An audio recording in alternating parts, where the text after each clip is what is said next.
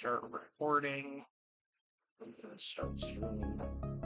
I've been an NPC for 30 minutes.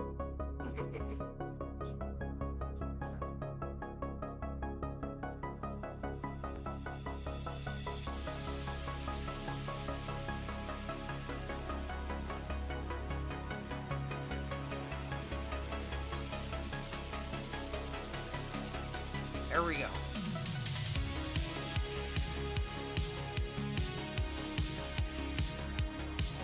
Confirm and go live. And I am now live on Twitch. Just so that way things aren't.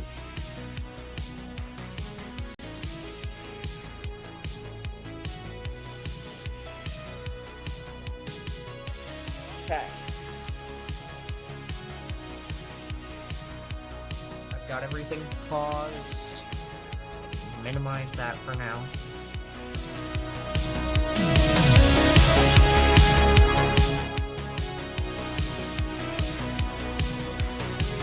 And I have officially started my stream. Only thing I need to do now is go out and post it everywhere. Oh, fuck. Hold on, I gotta edit my stream first. No, not chat settings. How do I change the name of my stream?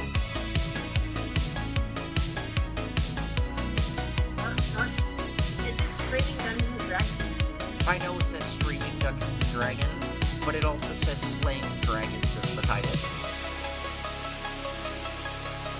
What's slaying metaphorical dragons?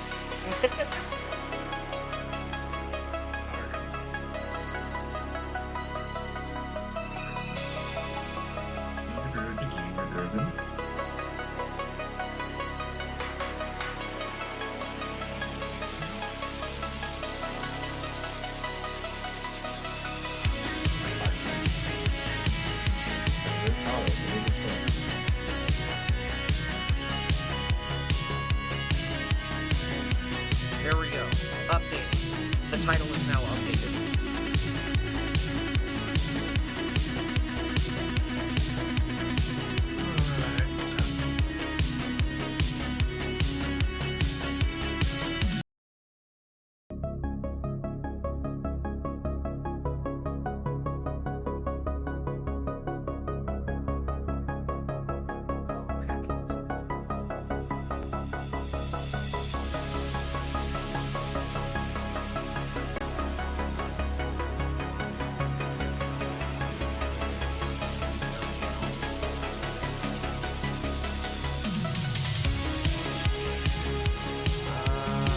Music.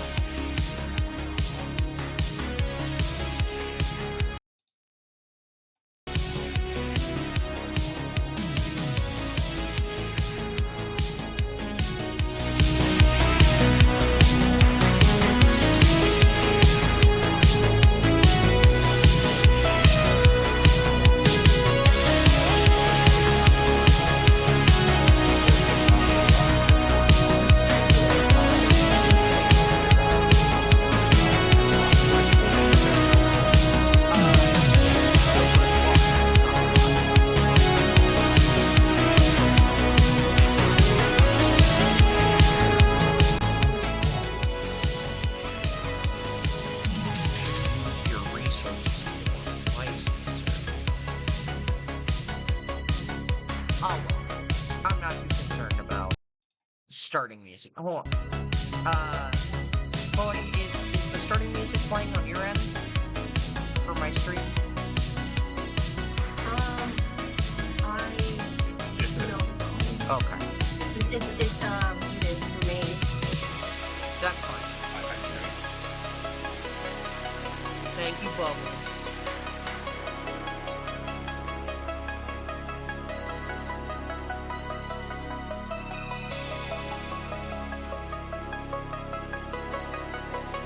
Share. Copy URL. Close out of that window. Alright, just a quick little reminder to all players. Your spirit animal stat blocks are in your own command. Before. Where are we?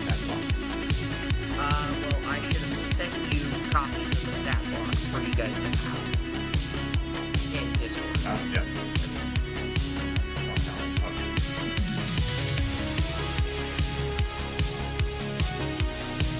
Discord. That's where.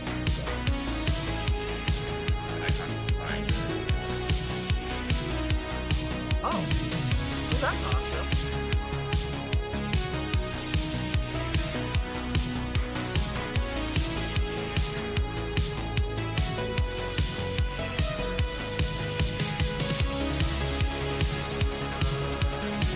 Advertising.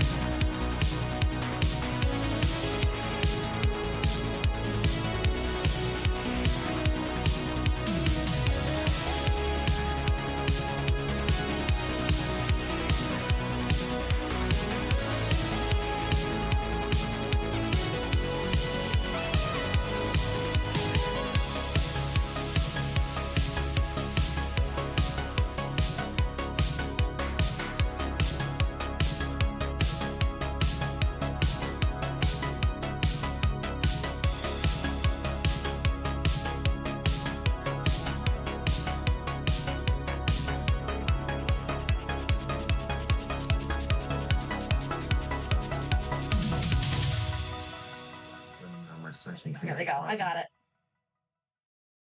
All right.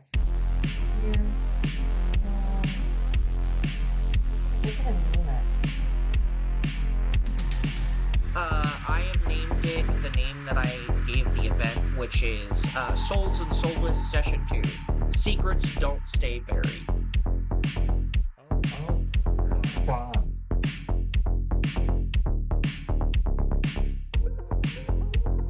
You guys get to interpret what that means.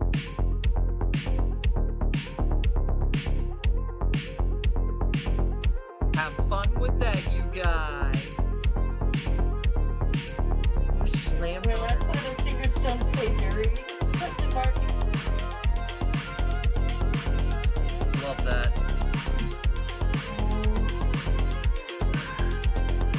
Alright. I've done everything along those lines. And now time to go to Streamlabs. And we're going to open up the main map. Oh shit. I probably should have this on this page because I don't want to reveal everything to you guys just yet. Hey, Anyways. Lumi, what's your class? What's your class? What's your class? I'm curious. Right. Right. How the fuck can I forget that? We got a rogue, a cleric, a wizard, and a druid. Oh, shit. I didn't think it was- But yeah, There you go. I can see. Oh, it's Oh, it's good. let me know when you're ready, Lumi. I'm almost done. Lumi, you and I need to get on, like, Lumi, I'm you... not getting up. You leave me alone. No, I'm just saying, like, you and I need to get on, like, half an hour before the session so done. that way we can fucking get Sorry. this set up. All right, it started. Awesome. Alrighty. At least I can't hear anybody. That's a good thing. Welcome in, everybody, to Souls, my first campaign, Souls and the Soulless, Session 2. Last session, was known as Fiendish Festivities. This session is known as Secrets Don't Stay Buried. That will be led into later on. But last we left off with this grand group of Lucia Harvey, Kaida, Umbar, and Marius. We were in the city of Ebenpress on the Festival of the New Moons. It is a 3-day festival that takes place where it is the one time a year where all 3 of the moons happen to be in the new moon phase at the same time. It also marks the end of summer and the beginning of fall.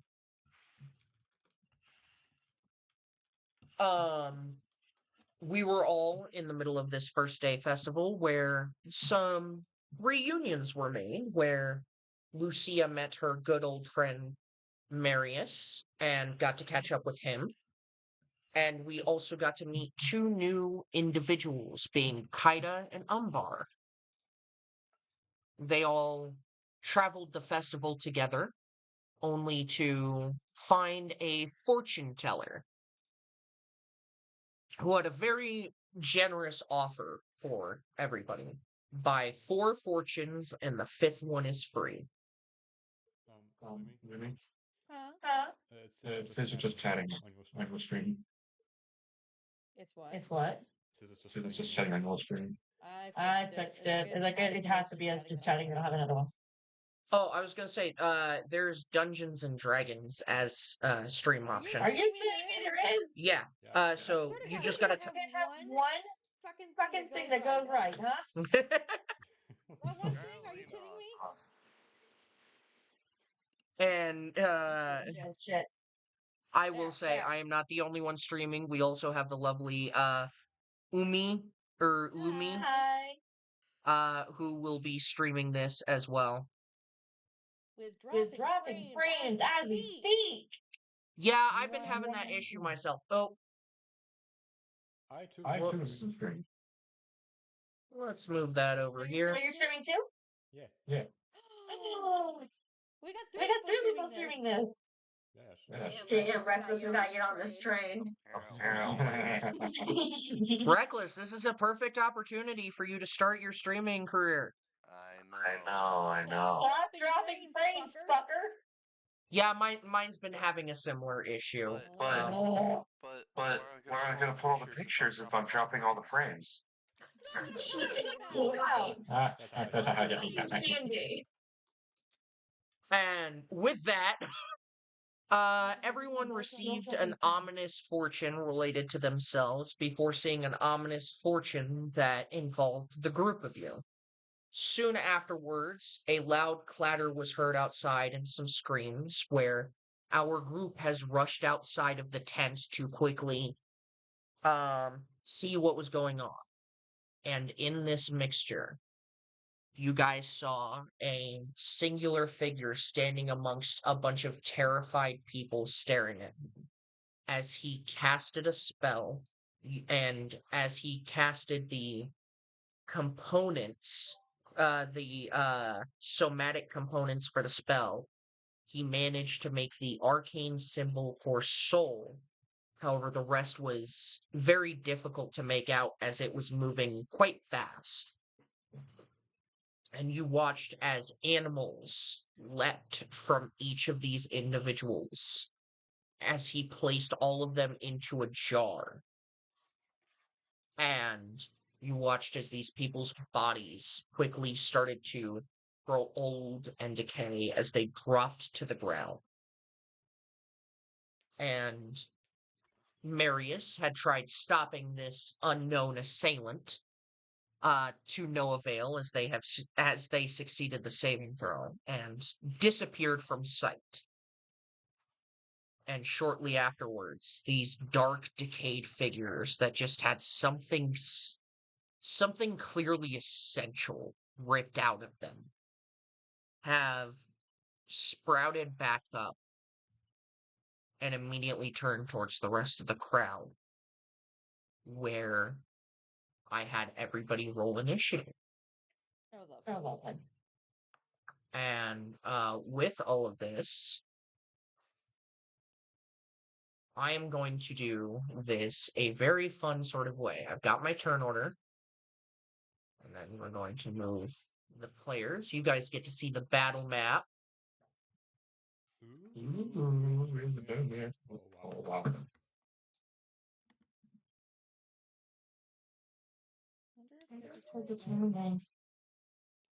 All people. Forgive the fog of war. I do apologize. I was trying to do shadows, but I forget that it looks different from a player's perspective than it does from the DM's perspective. So the fog of war didn't turn out exactly as I was hoping.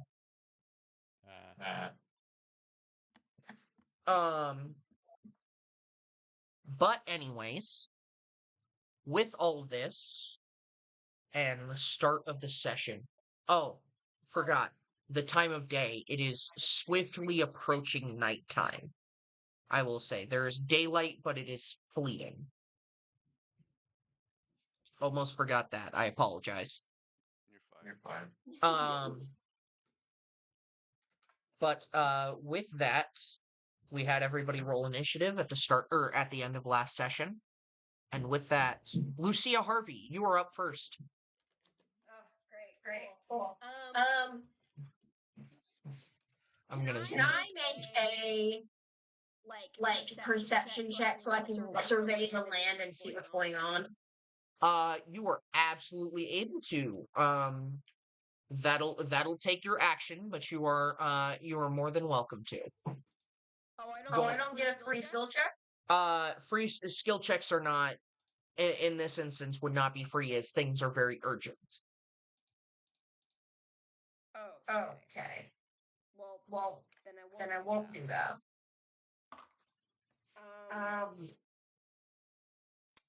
Okay. Actually, you know what? I will say surveying the area. I'll count that as a free skill check because that's simply looking around. That's now that I think about it. Yeah. So I'll count that as a free skill check. I realize that I don't have a D. Oh, I do. You brought her a D20. Yeah, I brought one in from. Oh, fuck. Great. That's always a lovely sound. That's horrible. It's an 8. You said an 8? That's low average. Yeah. Shut up. No. So You failed at your spell. No, he succeeded at this thing. I didn't fail anything. Spells. He just succeeded at saying. So with an 8, I will say, you're able to see that there's people around, and from over Umbar's shoulder, you can see fire, and you hear screams, but you're not really able to make it out as the tent was kind of dark and just filled with smoke, and you just stepped out into this area that has a bit more light than the tent did, so it's kind of like flashbang. Cool. Great.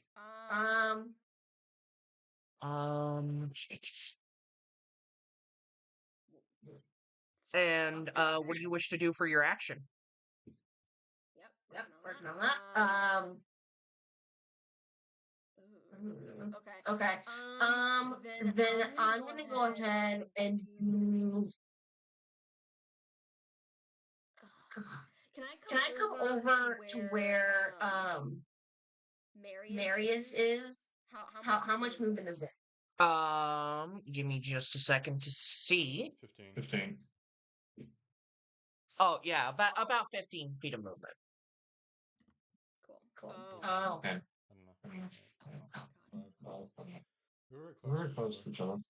That's fine. Also, for those who are viewing my stream, you don't see the figures hidden in the shadows. So there is a couple of wall for some reason. Huh? Sorry, what? What was that? What was that, Bubbles? So there is a reason for the fog of war. Well, the reason for the fog of war was originally so that way I could like shadows over the thing. But I also have it to hide 1 your spirit animal and 2 Lumi's spirit animal, as well as there is something else hidden amongst there, but that'll require skill checks in order for active skill checks for people to see. Oh my god, my drunk brain is actually going down now. Yay! Beautiful. Now you can hang up. You can hang up the Then I'm pictures. gonna go ahead and move. I want to move by Marius, so that I'm next to him. Talking right here or right here? Right there, so I'm like next to him. Okay. With that, you get a little bit of a better view. You see the people in front of you, and you see the fire a bit more clearly now. And you do see a collection of creatures, that don't really look to be in good health. Ah, yes. I'm gonna go ahead and what can I do? Oh, I can't do it now. Ah, fuck. I'm gonna go ahead and Marius, what's your AC? Uh,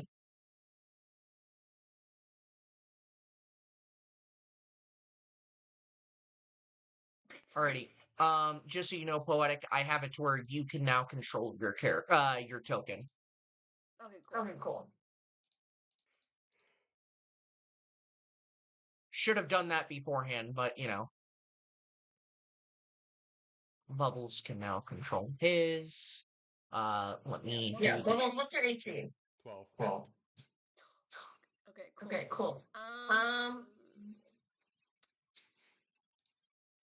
I'm gonna go ahead and go up to you and kind of hold onto your shoulder as soon as I see the fire, and just kind of I want to go ahead and cast bless on everybody since it's 3 people. So everyone accept yourself. Yeah, Okay. I don't have a weapon. I'm not gonna be informing this fight. I get treated. So everyone else is blessed, which means when you make an attack roll or saving throw, you can roll a d4 to add it to hopefully make it. Okay. So make sure you all remember that. I'll be reminding you constantly. Let me know. It's annoying. But I'm gonna kind of like cast bless. I'm going to kind of hold on to his shoulder and just kind of look at the monsters and just very quietly go, I don't think seashells are gonna work this time. Love that. Some kind of like mom. Alrighty, just letting everyone know. I have messed around with the tokens to where you guys should be able to control your own tokens now. Indeed.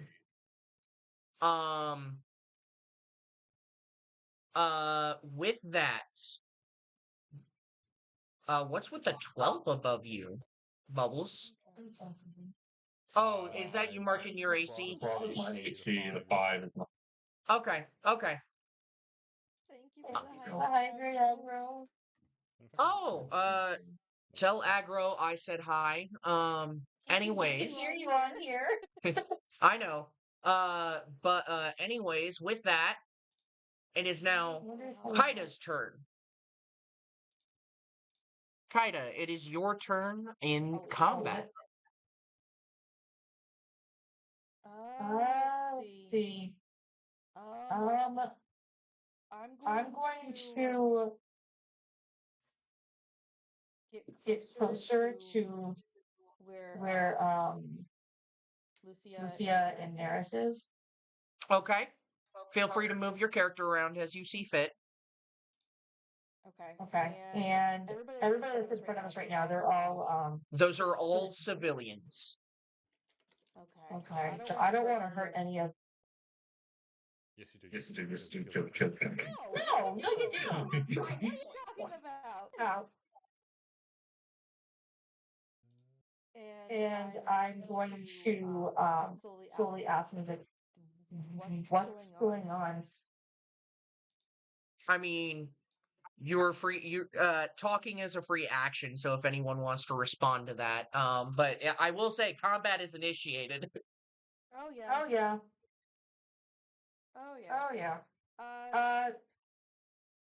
I'm gonna be stupid right now. Which ones are we attacking right now? You see the old people. Oh yeah. Yeah, that's Okay. Oh, I didn't know you could do that. That's dope as hell. Sorry, I'm now learning new stuff about Roll20 with the. I didn't know that they did cones now. That's awesome. Okay. Can I go ahead and try and use my short bow and hit one of them? You are absolutely welcome to. Let me see here. You're gonna shoot through the middle of the civilians? I can hit better. I can do it.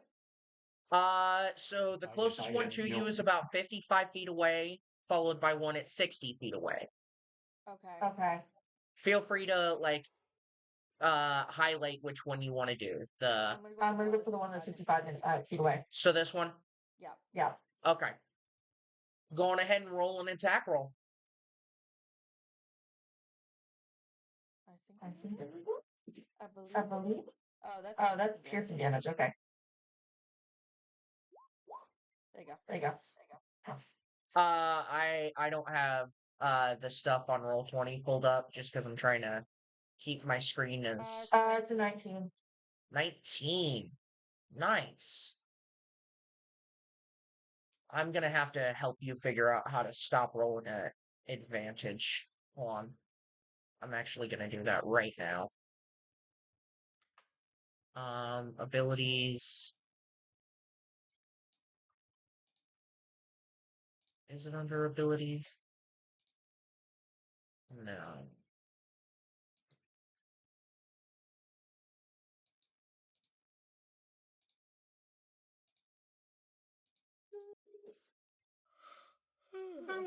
Edit. Oh, we can't be all yawning. That can't happen. Well, good news is I'm not yawning. Not yet. They will be soon. Oh, God damn it.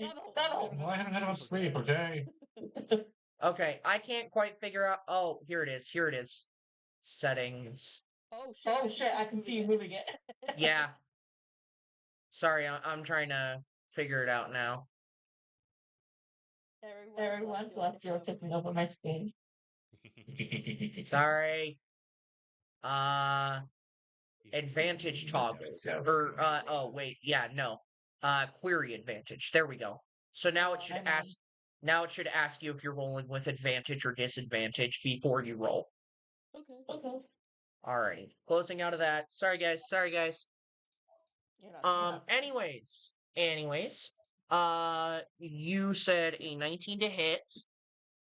That will hit. Go on ahead and roll damage.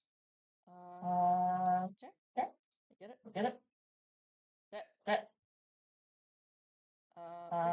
Come back here, you fucker. 8.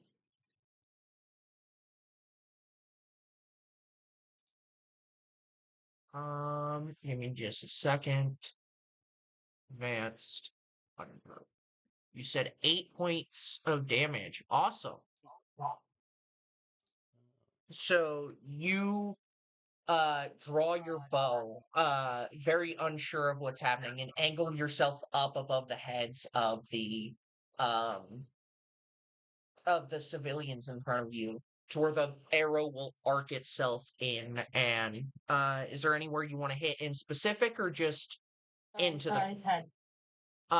You stick your arrow and you watch as like it sticks through the back of its head, and it kind of shakes itself off like that wasn't expected, before it just turns to the arrow that the direction came from, just kind of confused. I don't know. Looking at us. With that, Umbar, it is your turn. You and your corgi. So technically, you do go first. I will say. So Umbar goes first. Okay. Yes. Well, I will gonna move mine. Let's see. And I have yours set up to where you can move your corgi as well. Okay. So I'm gonna move mine about here. Sorry to be different from the rest of you. I'm just gonna move just a little further out. Dude, we were doing a line. I didn't want to join the conga line. I have another idea. And what I'm going to do is I'm going to call Ash to try and get these civilians' attention to get these people out of here, to follow the cute corgi out of danger. Okay, so Run away themselves. So are you gonna do it, or are you gonna try and have your dog convince them? Your spirit. I was gonna have my dog convince them, just basically to either he can use his ability or just basically Okay. see that this intelligent dog is trying to get them out of danger. Alrighty, give me just a second, because this is one of the few instances where I would have to take a look at your stat block for it, just in Okay. case, just to see if I agree that that's how the ability can be used. I mean, are you talking about puppy eyes? Oh, no, that is not what I was talking. I thought you were trying to go beacon of focus. Okay. No, puppy eyes. Soften them. They'll follow him. Roll me a charisma check for Ash. Charisma check for Ash. 12 plus 1. Is that Okay.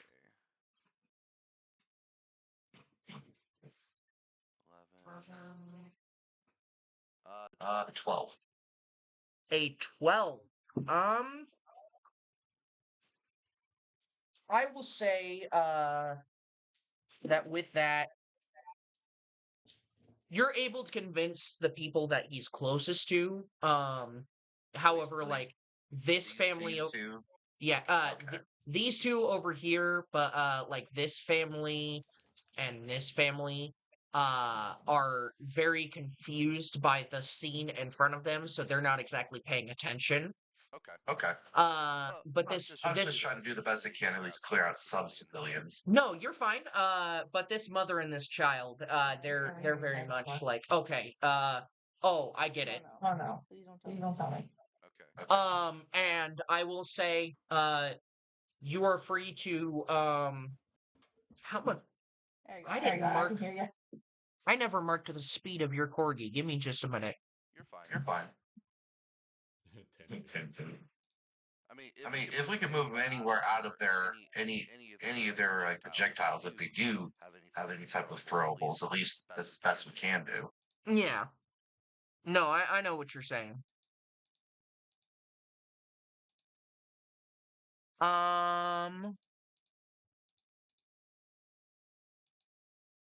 He would have 40 feet of movement total, so that means that he was right here, so he would have about 30 feet of movement to lead the people away, and I will say at the end of the round, these people will move with him. Okay. So feel free to Perfect. move him in the direction that you want to get the people away. Okay. I will move him back over here. Okay. And then these people will follow him, trying to make their way through. Okay. Is that my action? Or is that So commanding your spirit animal will be your bonus action. Okay. Until you get a stronger developed bond to where your animal can act almost as if your guys' minds are completely in sync, it will cost a bonus action. Okay. Fair enough. But you still have your action and probably a little bit of movement. Okay. Well, what I'll do then is, for our sake for right now, I'm going to cast, let's see.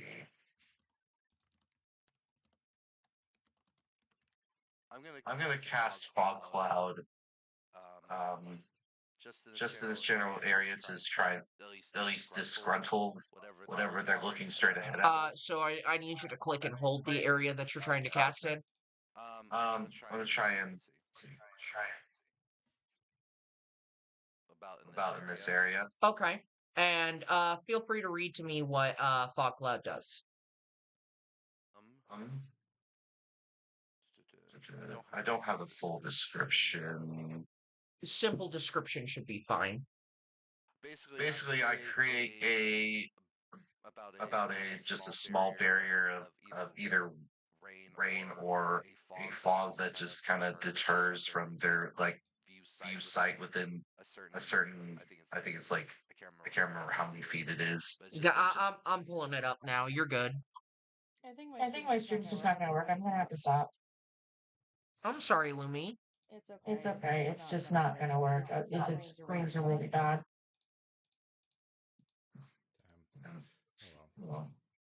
Yeah, I'm surprised my computer hasn't hit me with like the frame drop notification.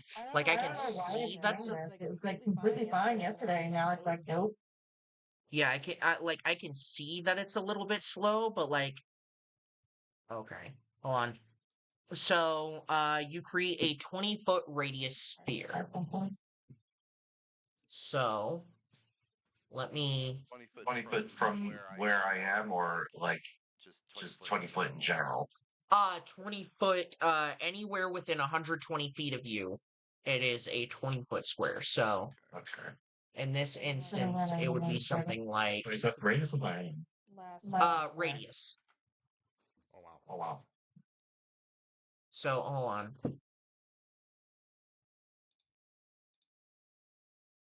Draw like 20 foot in the middle of the circle. So that way I can like kind of shrink it as needed. Okay. I just need somebody's ruler here.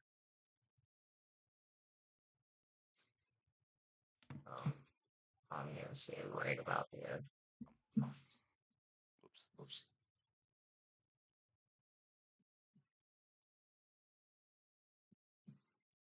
Aren't I supposed to be able to move drawings? There we go.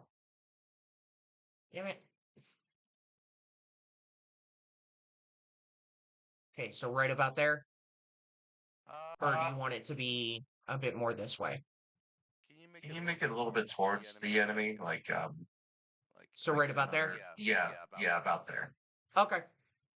So anything in this circle has to is heavily obscured. Okay. So it is hard to see both in and out of this circle. Okay. Oh shit. But will that be your turn? Yep. That'll be the end of my turn. Alrighty. So with that, it is going to be the creature's turn. I'm going to delete this little ruler that you placed for me. And they are going to. Can I do this without selecting the circle? I can. Beautiful. We're gonna group that together. Perfect, it's working now. They are going to attempt to move in 1, Come on. 2, Oh my god, they move as a group. 3. Well, it's just easier to keep track of them as a group rather than moving them individually. But hold on. Now I get to ungroup them.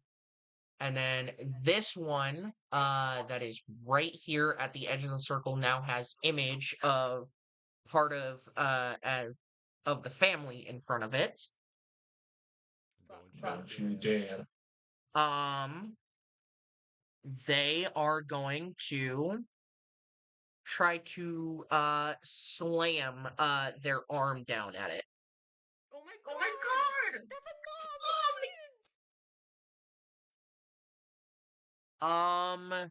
That is a 10. What is a civilian's AC? I believe it's a 10.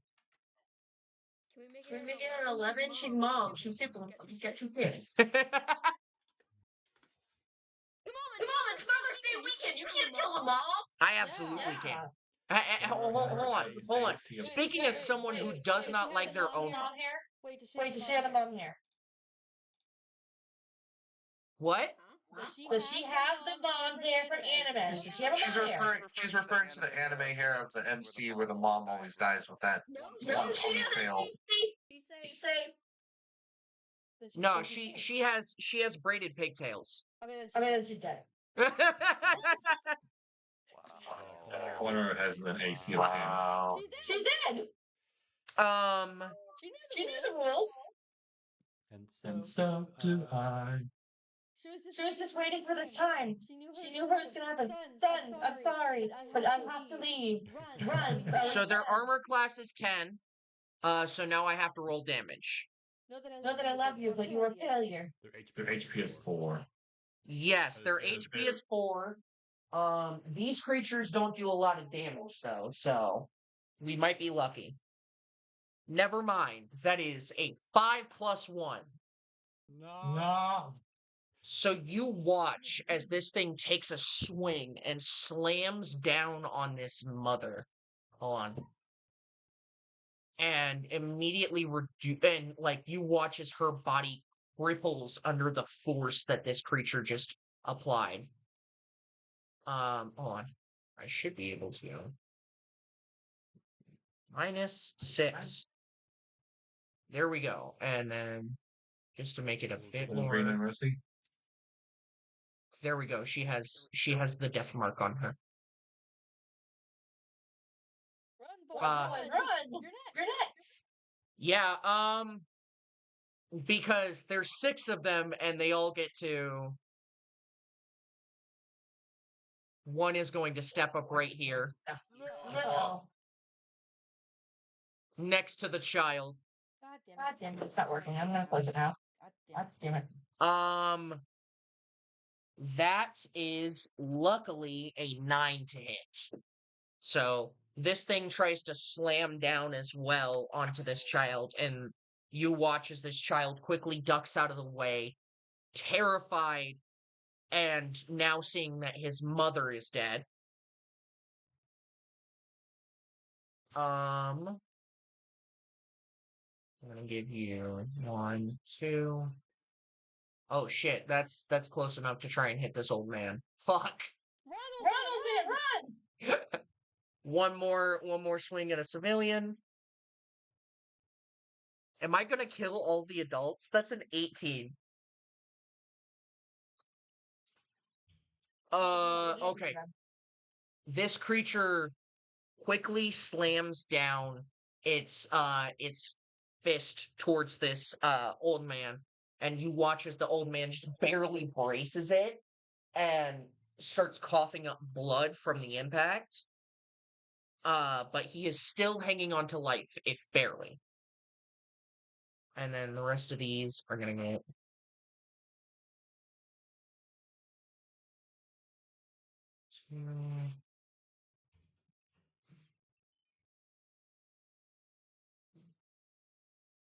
I charge like since this still haven't been watched, I imagine died to protect the child. Alrighty. And with that, that'll be the end of their turn. I thought you were about to say it was end of session. Like, they just started. And with that, Marius, it is now your turn.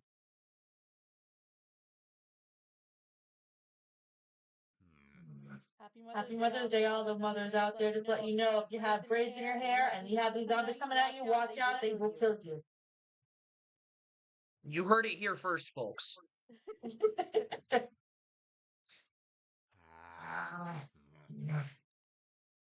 Oh, I almost completely forgot. Alright, I'm gonna summon my direwolf. Okay, give me just a minute. Does that cost an action or bonus action? That would be your bonus action. Okay.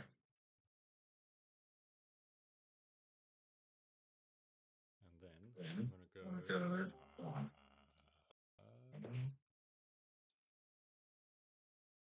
Okay.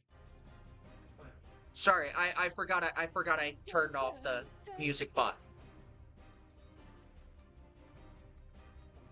So you're gonna summon your dire wolf. Where do you want to summon it? Wait, can I summon it? Anywhere within 10 feet of you, I will say.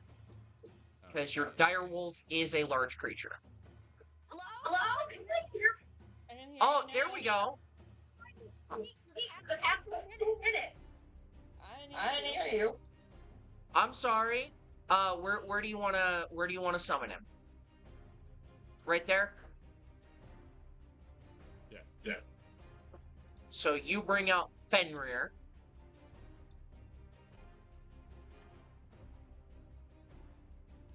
Ignore me on top of the wolf. Yeah, ignore Marius being on top of his ignore Marius being in 2 places.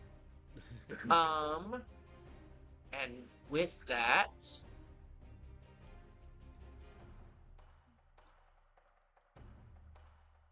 I don't need it to link. I have it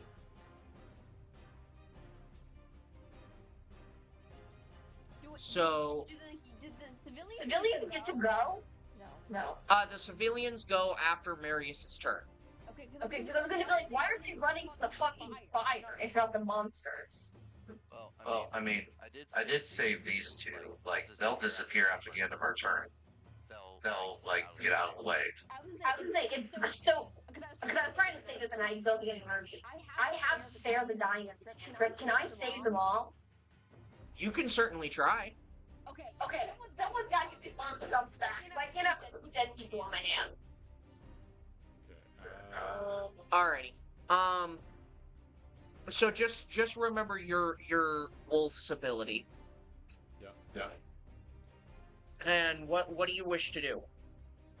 Because summoning it and commanding it, like I'll say, can be done in the same action.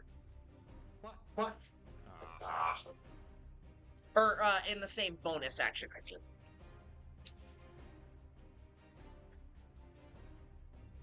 Is he smart enough to lose out because I'm the situation? I mean, you can have it make its own decision, but its first choice is going to be to like take something along the lines of the dodge action or attack the nearest creature. Attack. You're gonna tell it to attack as part of summoning it? Yeah. Okay. Which one do you want it to attack? Because it has a few creatures close to it. To attack. That one? Yeah. Okay. Yeah. And then I'm going to. So it's going to move up here. Oh, real quick. Let me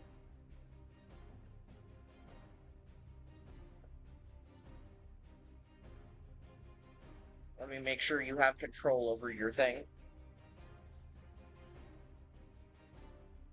There we go. But yeah, going ahead and roll to hit.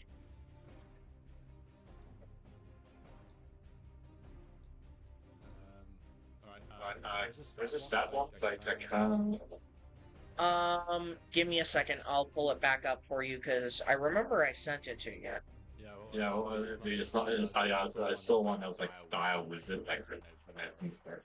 Yeah, that's on. I was gonna say because that's the one for your wolf, but let me just resend it to you because that might be the problem.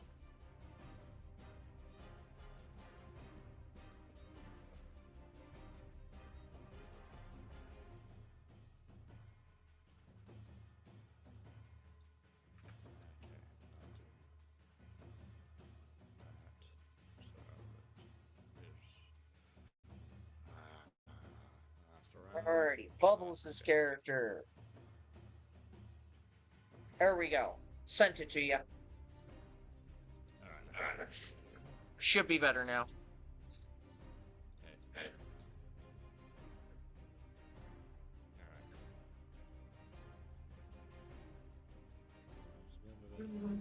Alright.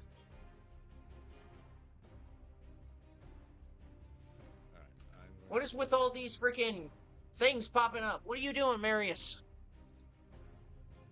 All these rulers. I've sent forecast on only myself actually. It might just be because I'm the GM. Yeah. God, who's blocking my way to bomb? The kids are blocking your way to mom, yeah. I mean, I can just move him up one. No, they're gonna move. Fine. I want to find out this stuff.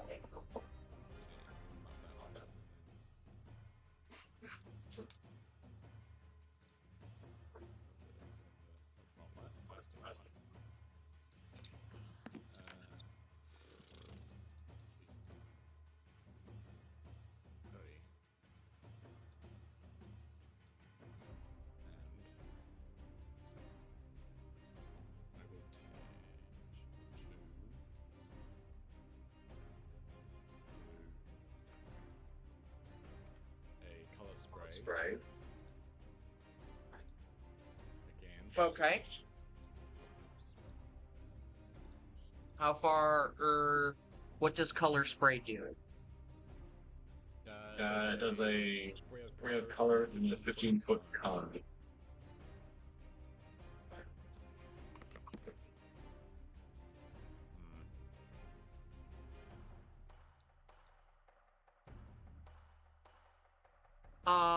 Alrighty, and what does that do? It blinds them. So I will try and blind those three. Okay. So, you run up, you step in, and you quickly, describe how you cast the spell. Well, a bit of magical dust is his my hand, and I still blow it towards them. Nice, I love that. So you basically hit them with pocket sand. Yeah. And roll 60-10. Yeah. Fanfare. How about the? Let's do it. All right.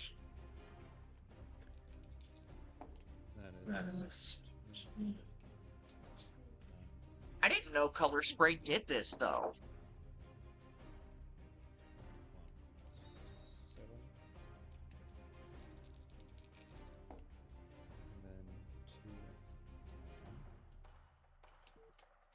That is 30 HP, and basically how it works is it blinds the. So it starts. Yeah, it starts with the lowest. So first one, subtract 14 points from that.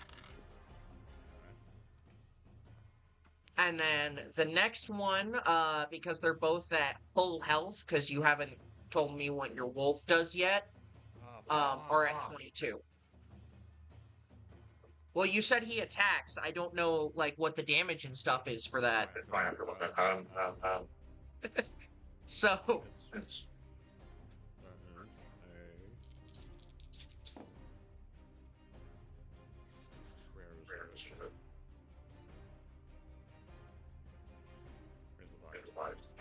Say 20 to hit. 20 will hit. And then that's 9 piercing damage. 9 piercing damage as your wolf runs up and like takes a chomp into this creature that just attacked this old man and kind of like drags it away a little bit, like not enough to actually move it from its spot, but that will knock it down to. Come on. If shit would pop up for me. Minus. Yeah. That's gonna knock it down to 13. Okay. So 14 and then 13 is what you remove, and and then the third one will not be blinded, as it does not have. You do not have enough hit points left over. Damn. But I mean, that's still pretty good. What I am going to do is I'm going to heal it with. I'm marking these two. As blind. Yeah, as blind. There we go.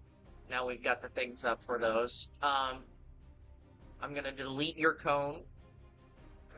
But those two are blind as you hit them with like a bit of magic dust and pocket sand as you blow it towards them. And will there be anything else that you're doing? No, that's all. Alright. These two civilians are gonna start following, the corgi. What do I want them to do? This old man is going to turn towards his son and his grandson and tell them to run, and they are going to do so.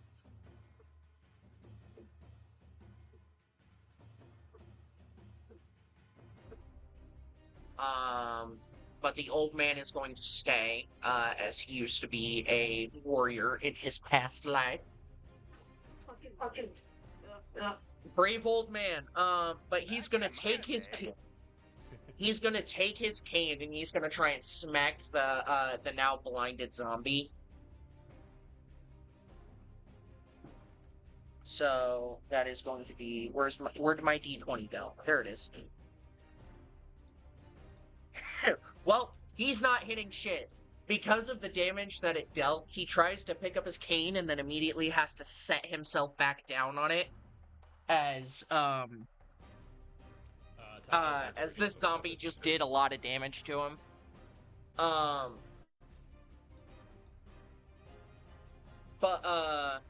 And then what would this family do over here if they just watched their mother get killed? That dad is the first kid for fucking Yeah. The dad is gonna grab the kids and he is going to try and run. I'm gonna put them down here. And this kid is going to attempt to run as well, but because that zombie is there, it gets an attack of opportunity. They could also disengage. The kid can disengage, actually. That is a really good point. Thank you. And they will end up over here. Luckily. And, let's see here. That'll be the end of the environmental, or actually, what will end up happening is there will be a guard rushing in from behind you guys. Yay, sound gods. Help it. Probably be as helpful as the old man. You don't know what tricks I have up my sleeve. I've got a custom stat block for this guard. Oh, we do have a thing. Not necessarily, but it does not hurt to have a magic guard in a magic city.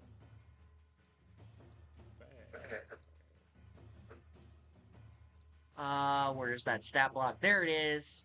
He is going to look at the monsters and see you guys attempting to fight these monsters. And he will quickly...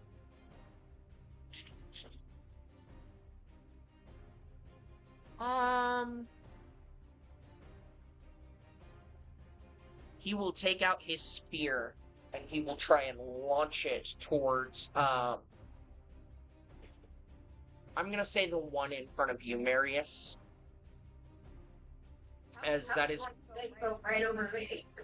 Yup, it...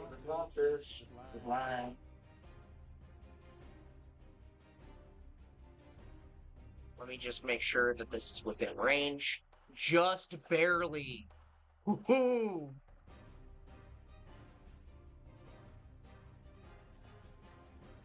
But he is going to try and launch a spear at them. That is going to be a 7, so he launches the spear. And because... Huh? Advantage. Oh, do you have advantage on blinded individuals? Yeah, advantage. I thought they had disadvantage. They have as much as you have advantage, by the way. Doesn't that I am going... I'm reading it right now. It says that you have attack roll against the creature have advantage. Creature's attack rolls have disadvantage. Okay. Well, I guess because they can't move out of the way, so it's like theoretically it's AC lower kind of thing. Yeah. So with... Disadvantage with the fog that I made as well, since they can't see a lot, or the ones facing can still see. Yeah, the ones facing out, but like them trying to hit people in the fog would have disadvantage. If they have like any little bit of an inkling of people outside of the fog, then they roll it normal. Okay. Sadly, with the way Fog Cloud is, it doesn't like entirely have full-on stat effects. It does allow for rogues to hide really easily, though. Our rogue. Have you heard that? If only. But he rolled a 14 on that one. And, with that, he goes to throw it at first and was like, no, no, no. And then he throws again, this time with a little bit more confidence, as he launches his spear towards the soulless husk before you guys. And that is going to be... That is going to be 4 points of damage towards the soulless husk as you watch as the spear goes straight through its chest. And I will say almost pins it.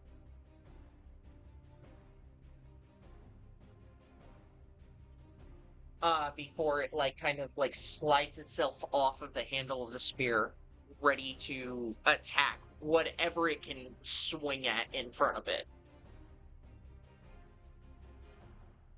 And with that, that'll be the end of the environmental turn. And we are back to Lucia Harvey. So I'm gonna fucking book it. I am running straight here. Okay. In front of this woman. On my way there, I would like to pack the cell at for this guy. He's not gonna fucking. Can you see that? See what? Well, I'm trying to like highlight the guy that I want right there. I fucking hate roll 20 if I can. I'm not even seeing you on roll 20, to be honest. Hold on, let me reload. What? No, like, her name is not at the bottom for me. Yeah, no, that's what I'm saying. Gregory's not working. I'm watching everything happen, so I am, but that's fucking hate roll 20. I take it you're attacking the guy that's closest to her? Hold on, I'm reloading. There we go.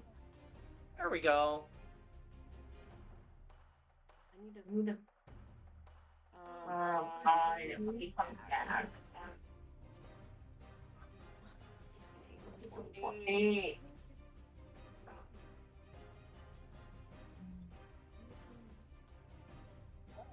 Okay. I want to attack that guy. Okay. So as I'm running, I'm going to cast guiding bolt at this creature. Okay. So, go on ahead and roll to hit, and then feel free to describe how this guiding bolt looks as you run and cast it at him. Yeah, I got 16. Tell me that hit. Oh, 16 definitely hits. So I seeing this bomb hit the ground and seeing this kid get hurt and it's like bloody, almost fucking dead away. I am fueled with this like desperation that I don't really know where it comes from, and I am clutching onto that fucking jewel that I had in the last episode, like so fucking hard. Like I'm just booking it. I'm going straight to this bomb. Like that's my motivation. I'm gonna save her. I know I can. And I'm like just gonna fucking like just so I'm like throwing my hand at this guy like I wanna yell. I gotta yell something fun. I was gonna say, you would let out a holy blast, and do you mind telling me what the guiding bolt looks like? Yeah, so it would be like... Because what I'm imagining is like a water bullet coming from your hand. It would be like that fucking anime thing where it's like the first thing you see is like really thin white light that and like really thin like white beam, and as soon as it hits it, the whole thing like explodes in this like water like whirling thing that just fucking pounds. Okay, I like that. I like that. Go on ahead and roll damage. Okay, hold on, I need to read this. And this is why combat takes a while, guys. If your players don't have to look up the spells in the middle of combat, are you really playing D&D? 18, 14 points of damage. 14 points of damage. Nice. It's 46 for the first level spell. And then on the next attack roll made against this target before the end of my next turn, whoever attacked it has advantage because it has been so hurt by this life. What is the It's the one towards the bottom here. So I'm running. I'm gonna cast this as my action, but then as my bonus action, because I can, I would like to cast Spare the Die. So I'm actually on the whole thing. I shoot this guy. I fall to my knees in front of the mob and like lay my hands on his trisaber. Okay, let me just, because I know there's a time limit on it. What do you mean it's a time limit? I mean, if you don't get to the creature within a certain amount of time. It's Um, one turn. Well, yeah, I know. Relax. I will say, you quickly cast this bolt and immediately prep yourself, clutching onto the crystal and place your hand on this woman. You feel the pain that she went through, like, as, like, the bones cracked from the force.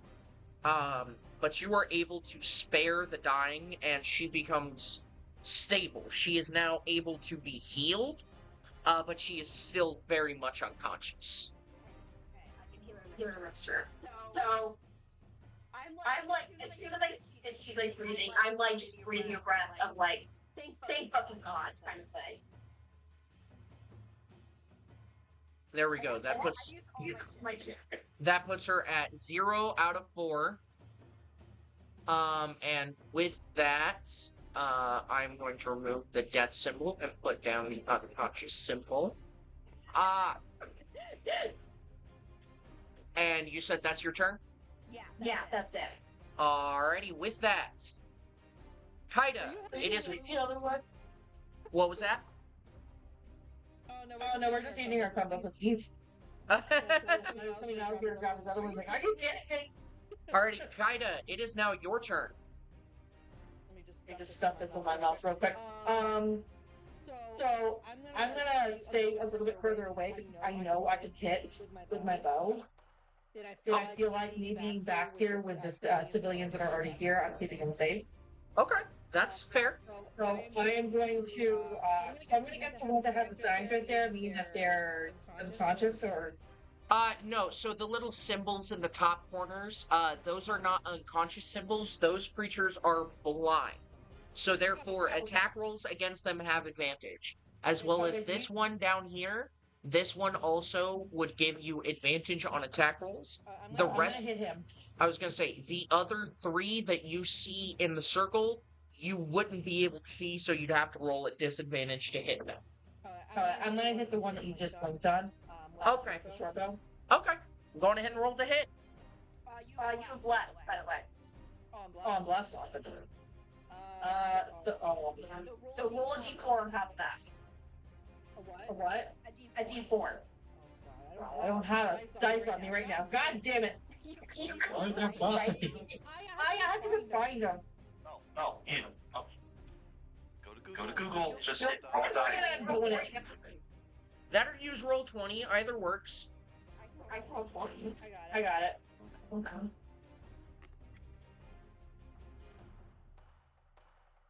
Come on. Load. So, Bubbles, what I'm hearing is your next gift to Lumi on Throne has to be, dice. No, she does have dice. Got more dice. No, Ice Goblin Gremlin does not need more. I got a 10. A 10 will just barely hit. Okay. And it has 8 piercing damage. And that was with advantage as well? Yes, I had a 3. Okay. Done. God damn. So you said 8 piercing damage? Uh-huh. Beautiful, as what ends up happening is, go on ahead and describe to me how you hit this creature. I figured you out that I put cookie in my mouth. God damn it. No, not to eat during your turn. Oh, shush. So, as I am, oh, he's dead. Awesome. So, as I, watch, both Lucia and Navarro out there, Cookie Mercius, I'm terrified that, Lucia's gonna get hit. So I hit the one right there and, look in the head so that he falls down. Okay. When you drop, I would like look back at you and like have like a desperation but like smile on my face. I'm like, fuck yeah, you got me. I'm just gonna wave. Yeah, so Kaida, you aim your bow and you see the glow of water surrounding this creature, marking where to hit it, as well as you feel like some sort of holy presence guiding your hand as you release this arrow and dead right between the eyes as you knock it back, and you hit this thing so hard that as it falls back, its head gets pinned to the ground by the arrow. Yeah. Also, my friend Archimedes says penis in the chat. Thank you. What was that? My friend Archimedes says penis in the chat. Thank you. Penis in the chat? Yep. Well, he just says penis. I say it in the chat. Ah, lovely. Penis.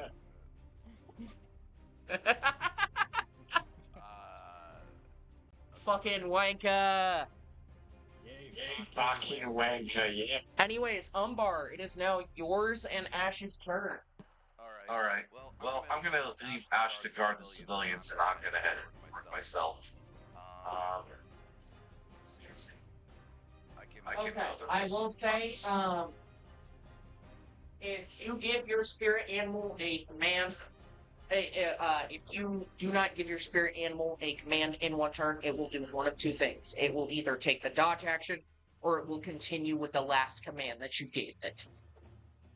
I could barely hear you what you said, but I said you heard something about giving them their last command. So, if you give a spirit animal, if you do not give a spirit animal a command in one turn, what will happen is it will either take the dodge action, or it will continue with the last command you gave it. So in your case, this dog is just gonna keep running these civilians away from danger until it feels like danger is gone. Okay. Well, I'd rather keep it than have them do the same to you for now to leave the civilians out of there. Alrighty. So I'll leave Ash to that while I go ahead and move forward myself. Okay. Going ahead and move your character as you see fit.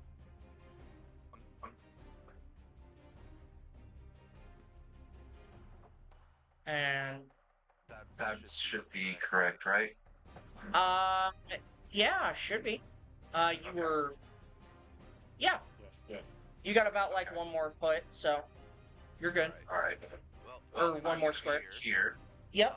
While I'm here, I'm going to cast Ice Knife, and I'm going to be hitting this fella right over here. Okay, I will say, because it is currently within the fog cloud, it's going to be a bit difficult to hit it. So I will say at disadvantage. Okay. But, I mean, with the way Ice Knife works, that still works in your favor. All right.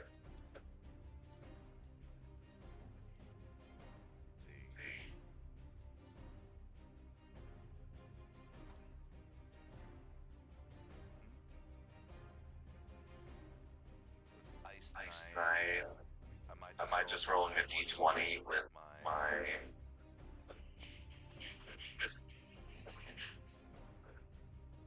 Yeah, it's a ranged attack spell, so you just roll a d20. With blood. Yeah. Okay. That would be a 9 plus how much more with the plus? Plus a d4. So a 12. A 12 will hit. Perfect.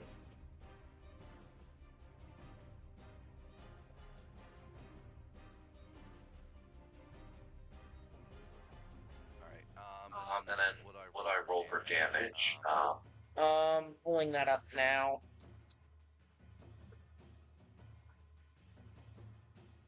Tip for all DMs watching. Make sure you have shit pulled up, in case your players are unable to pull it up themselves. Because I'm very, very much a noob here. So, you will deal 1d10 piercing damage. And then, no matter what, even if you were to miss, I have to have this creature roll a dexterity saving throw. On a fail, it takes 2d6 cold damage. I rolled an 8. So an 8 will be first, and then I will do the, cold damage here in just a second. Okay. Was that 8 plus 1 or 8?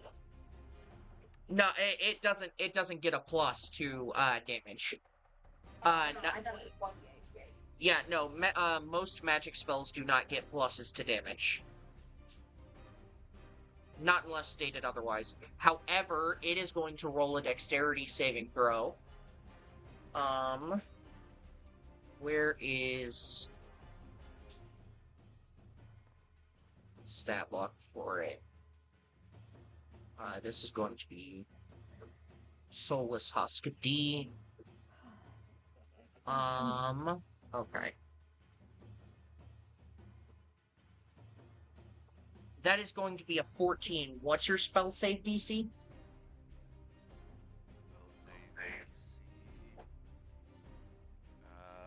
13. So, because it passed, it takes 0 cold damage. Okay. And there's no other creatures within 5 feet of it, so none of them will take cold damage. And I just realized one of the fucking things that I could have done. Damn it. I'll do it next time. Uh-oh. Yes, we gotta get him,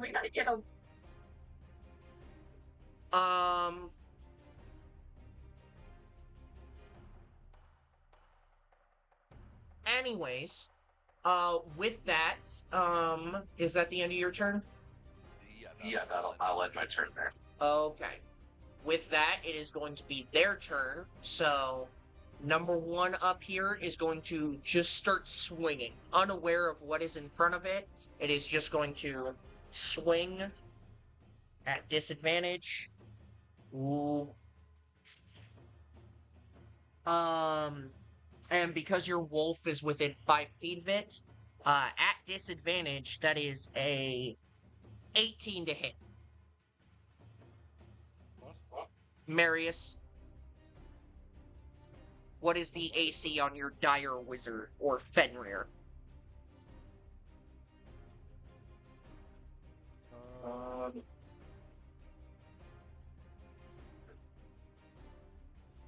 14. 14, so it will hit your wolf as it swings its arms at it. And it is going to deal 4 bludgeoning damage as it kind of hits the leg of your wolf.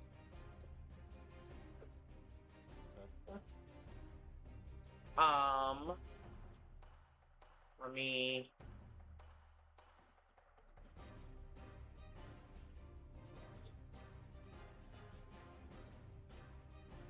Don't show again. I know how to work this. Okay. And then the next one is going to try and do the same thing. Once again, wildly swinging with reckless abandon. Okay. So a 5 will not hit. It's going to swing, and your wolf is, after getting its leg kind of hit, it's kind of backs away a little bit, just luckily out of the Soulless Husk's range. And, this one is going to move to out of the fog cloud, just enough to see your wolf as it's going to swing itself. That is an 11 to hit.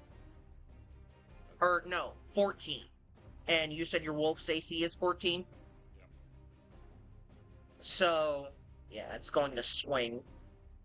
Oh, 7 points of bludgeoning damage is once again, it kind of smacks your wolf, kind of across the neck.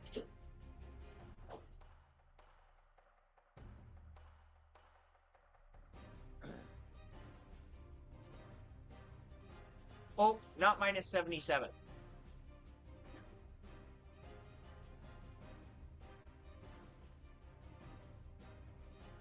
I was even clicked on the wrong creature, too.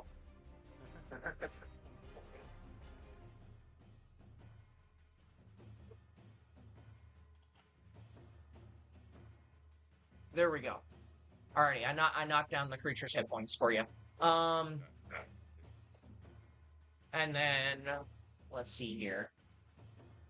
This one is going to step forward. One. It's going to step over its buddy. 3. And this one's going to kind of try and lunge at you, Umbar, as it tries to bite you. Does a 17 hit?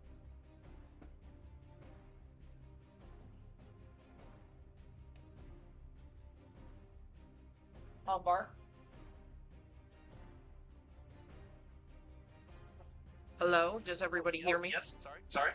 I was asking, does a 17 hit? Hit my AC. Yes. Yes. Okay. So, like I said, it kind of lunges forward and tries to bite at you. As you take 5 points of piercing damage as its teeth kind of sink in and it tears out a little bit of flesh. Okay. So I'm down to 5 HP then.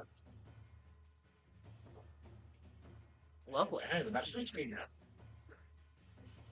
Actually, you are down to, you should only be down to, 6 HP.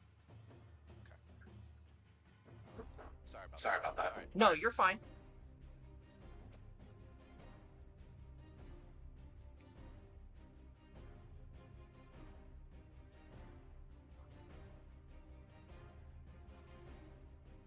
Okay. Then this one.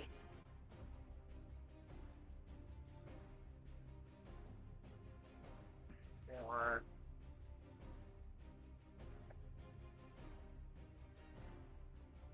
I'm gonna say that's about as far out as it gets. As it looks at you, Lucia, and it tries. It's like looking like it's getting ready to lunge over at you. I was gonna say, I cover the woman's body with my own and take the hits if it's gonna try and like do anything. No. This thing is let's see here. What is this thing's intelligence? Because this thing is actually fucking stupid. It has an intelligence of 3. It can't tell the difference between living and dead once it's on the ground. Okay. Go climb quickly, go climb.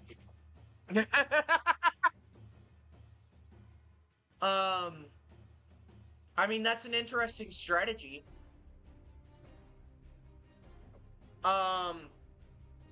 With that,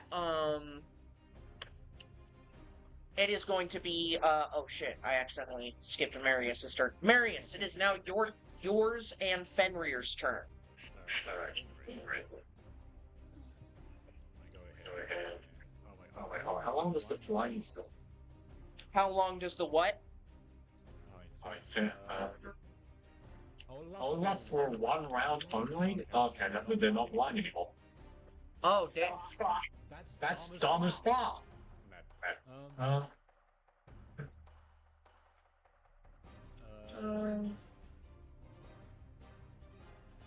You know, you could have not told me that. Yeah, I don't get cheating though. Nothing wrong with a little bit of cheating.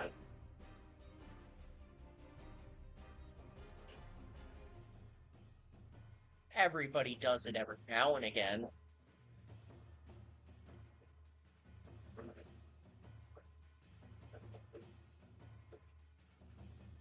It's the end of my next turn, so it's still blind tag. Okay. Okay, I removed the effect, but you are free to continue as though they are blind. Right, so it was these two, right? Yep, middle and top. Fenrir is going to attack the middle one. The one in between the two, okay. Yep. That is a 30-20 again.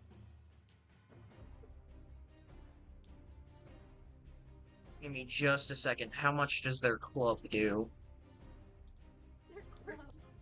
Well, that's what it's marked as for the commoner stat block, but like in his case, it's a cane.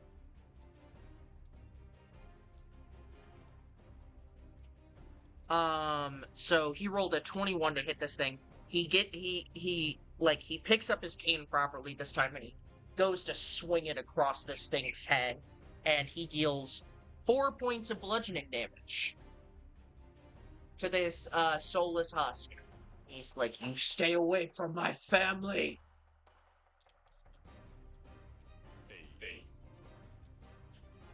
But the rest of the civilians are gonna keep running. God damn it! I keep hitting shit that I don't need to hit.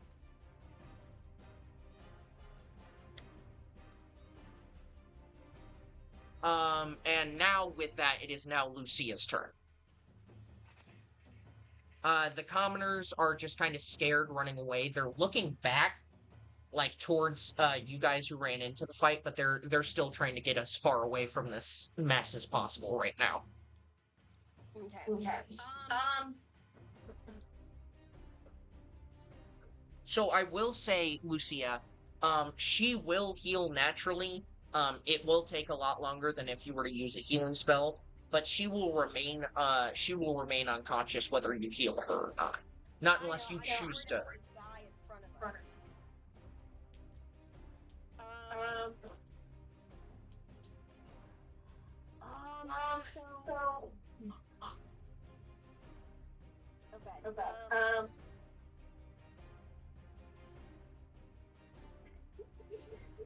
I guess I will go ahead and,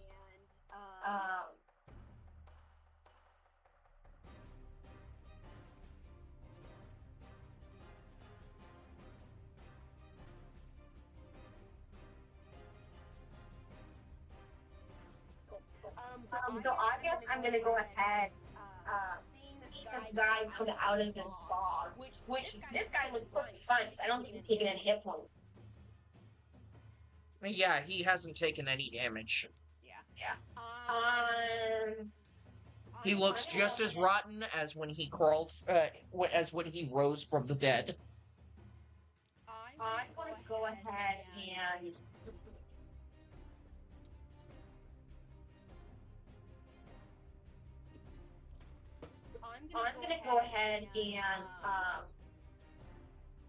so like I have a question.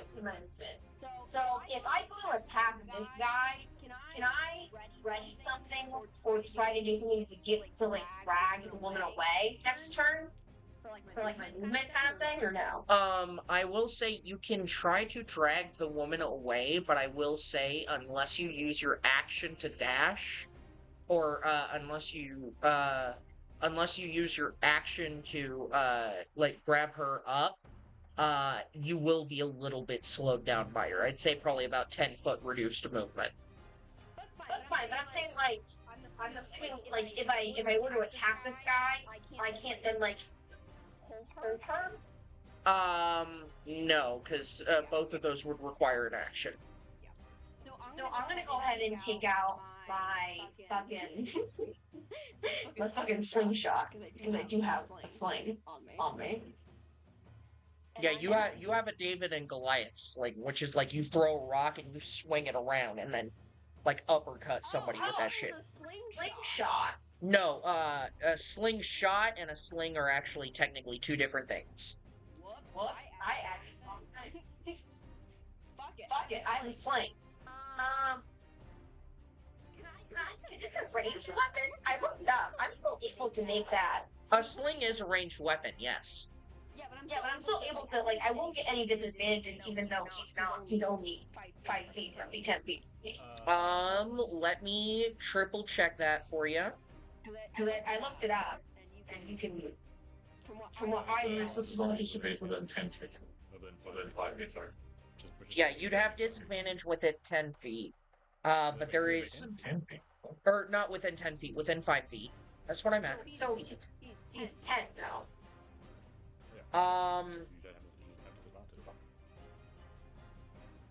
Well, because here's the thing, is the range feature can be interpreted a few different ways based off of what I've seen people say for it. Let me look at the range. Two numbers. The first is the weapon's normal range, and the second indicates the long range. When attacking a target beyond normal range, you have disadvantage on the attack roll. So, okay. So yeah, you can hit this thing within 10 feet of you. Yeah. I did not realize, Lumi, you should have been rolling at disadvantage for your bow. Oh, this is one? We're gonna look over it for now. Like you have to be within the 20-foot range for it to be normal attack rolls. After that 20 foot to 60 foot, that is at disadvantage. That is what the range attack rolls say. But you are free to attack normally, and use your sling to try and hit this thing. Oh, it's my turn? No, Lucia. Sorry. Dude, I don't know if I want to stay where I am. Okay, I need opinion. I don't know if I want to just hit this guy where I'm at or like shove him into the circle. Yeah, so this is what I'm raging up. I was gonna say, depends. How's your strength? Oh, fuck. Because if I don't have any pluses to strength. yeah, if you don't have any pluses, you are free to try and make a strength check to try and shove this creature back into the fog cloud, but there is no guarantees that that is going to help it, or there is no guarantees that you're going to shove it far. Oh, the music got well. Okay. Oh my god. I can't believe we went through the whole hour. Yeah, I switched to song. Try. I'll find a new song track real quick. Okay.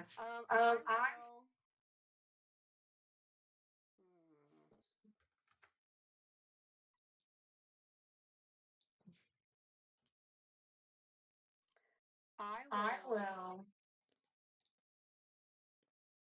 What's the most I can say with that. Horribly.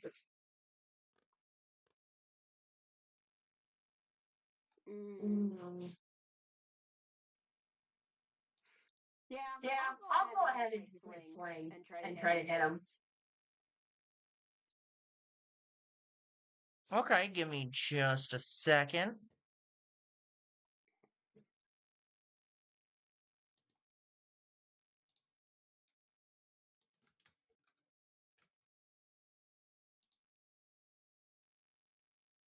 Sorry, I'm trying to find some decent music.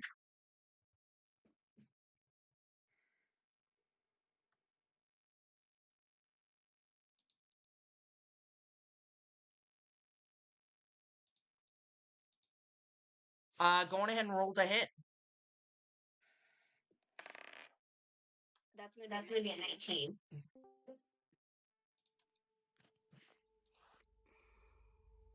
There we go. A 19 will definitely hit as you going ahead and describe how this goes. I see this see the guy, guy, but he's here out of the fucking shadow. And like, I'm like, fuck, shit, fuck. And in my head, I'm thinking, like, his little cuts, he's a good girl. I'm going to grab the sling that I use for hanging out with the bee when I throw him rocks and he comes and he catches them. And I'm gonna fucking take one of my sharps, the sharpest seashell I can find, and just fucking whip it at him. Alrighty. And I will go ahead and heal. 5 total damage. Of what he. Okay. You take the sharpest seashell you can find, which isn't really that sharp, and you swing it around and you have it like the back end kind of hits this thing in the skull, and you did 5 bludgeoning damage, you said? Yeah.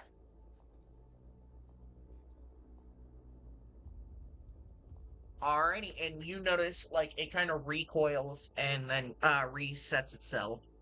as it gets ready for its next turn. Cool. Do that. Alrighty. Let me know if you guys need me to lower the volume on Tunify, by the way.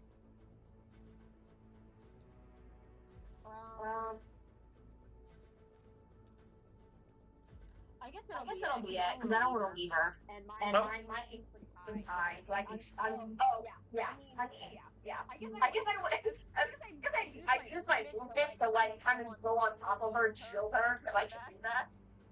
Yeah, that's fine. Because My I know for that for a fact.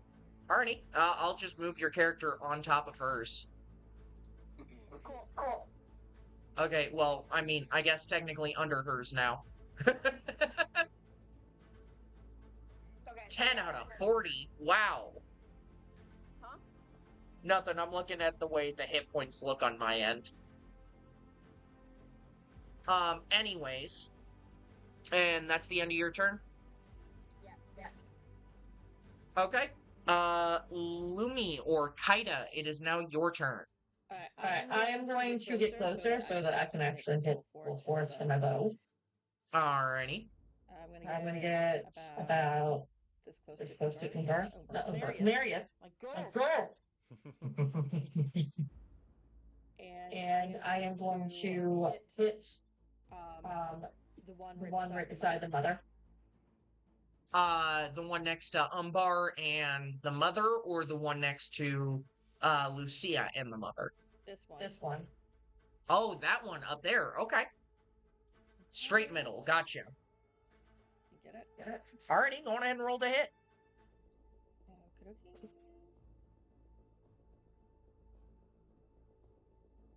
Fuck Yeah. 23. 23, nice. Good roll, good roll. 6. 6. Mm-hmm. Alrighty. You, go on ahead and describe how you fire this arrow. So I am going to run up, grab a bow, and immediately aim at the guy's eye and shoot. So you knock this thing and you go straight through, you watch as it goes straight through this thing's eye and actually out the backside. And if anyone wants to, if anyone's like paying close enough attention, well, actually, no one would see because it would go straight through the fog cloud. But what would end up happening is this thing's eye would go straight through its skull with the arrow as it is launched all the way to about like 30 feet away. It kind of recoils and it looks around now, absolutely lacking depth perception. As it is now confused on everything, and I will say it now has disadvantage on attack rolls within 5 feet of it. Advantage? Disadvantage. Okay, I was about to say, how does he have advantage? No, but I will say he is looking like he is on his last legs as well. He took an arrow, or he took a spear through the chest, an arrow sticking in the back of his head, and then an arrow just got shot through his head. He's not looking pretty. But with that, is that all for your turn? Yes. Okay, Umbar, it is now your turn. Alrighty.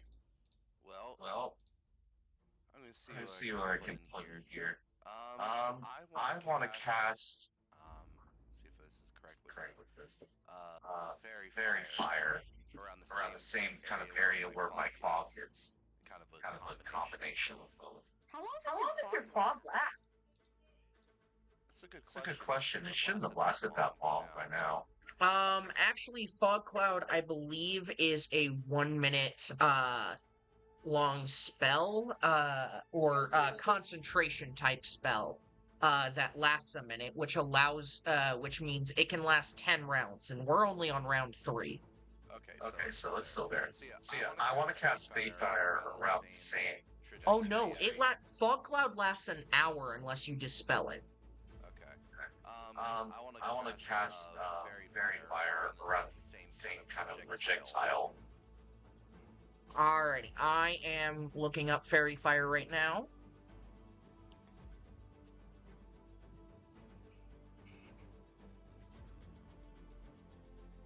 Okay. So, each object within a 20-foot cube.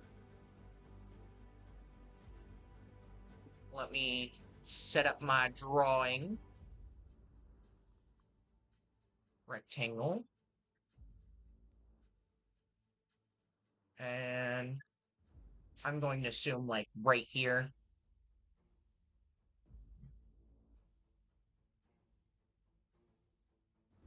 Something like that.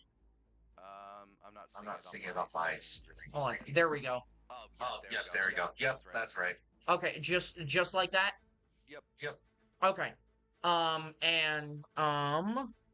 Any creature, in the area of the spell is also outlined if it fails a dexterity saving throw. What's your spell save DC? Sorry. The spell save DC is 13.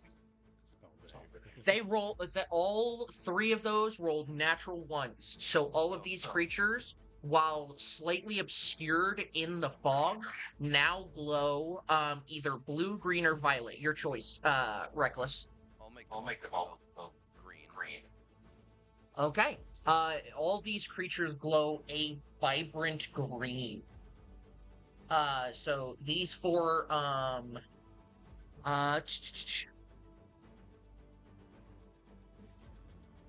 they also shed dim light in a 10-foot radius. That is all that it really does. Yep. Just want to make sure everyone else can see, like, exactly where they are. That's fair. Some are a bit more obscured than others, but now they're pretty much outlined for everybody to see. Okay. And then what I want to do is, as a bonus action, I want to do face step. Okay, and what will that do? So it's a bonus action. I can magically teleport up to 30 feet to an unoccupied space that I can see. Uh-huh. Where would you like to teleport to? Let's see. Let me measure Measure out. out. Just make sure I'm 30. Will You still realize I still get an opportunity of an attack on you? No, because No. teleportation requires people to leave the range willingly, whereas teleportation is an instantaneous thing where like it's hard to react to. It's basically the explanation for that. Hi, Gary. Hi, Gary. I'm going to move my character here as a bonus action, and then that's where I'll end my turn. Okay. So describe to me what this Fey teleportation looks like. So basically, my eyes start glowing lights, and I whisper an incantation, and slowly runes appear around me, and they start glowing different shades of blue and green, and then slowly you see me phase, almost like, I guess you're describing. I appear at one moment, and everyone can see in a blink. I appear behind, next to the family that you were trying to save originally. Okay. Yeah. Almost like a Dragon Ball Z kind of Goku style. Put two fingers to the forehead and gone. Okay. I was expecting something to do with autumn leaves, but I like that too. Oh yeah, I need to do. Yeah, you're right. Yeah. I should No, do you're that. fine. Hey, listen, you can change it as you go through because it's technically your character's ability. So, however they wish to flavor it is up to them. You're right, I should have thought about that. Okay, well, next time I'll remember that. But yep, that is the end of my turn as I phase away and teleport right next to the father and the two sons. Okay. And you successfully teleport away, and this creature looks around, this soulless husk looks around confused before immediately turning to, Lucia, looking like it's ready to attack her. No. And then, they are each gonna take their turns. You do have a good AC, but, we'll see how that holds up in court. Objection, Your Honor, you weren't even there. Okay, the first three up towards the top are gonna try and take slams at your wolf. As it is the largest creature that is within their range of sight. Oof. So that is an 18 on one, a 7 on another, and a 12 on the last one. So 18, 7, and 12. How many of those hit? Bubbles. Those are all on your wolf. The 18. The 18 hits? Yeah. Alrighty. It's going to try and take a slam and try and injure your wolf more. That is going to be 6 points of bludgeoning damage as it takes its arm. And like these things are practically trying to wail at your wolf, like back and forth.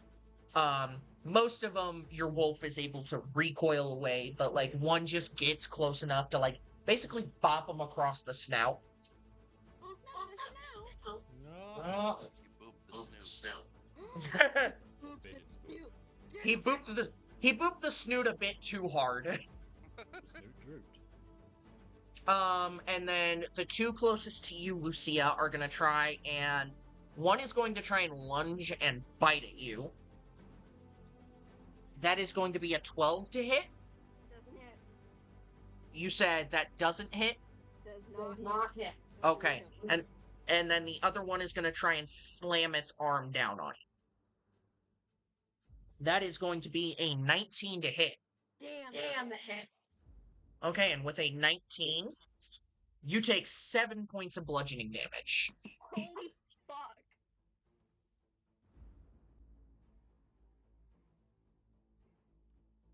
I am a dude. I'm fucked. I'm not dead. Fuck. Shit. Hold on.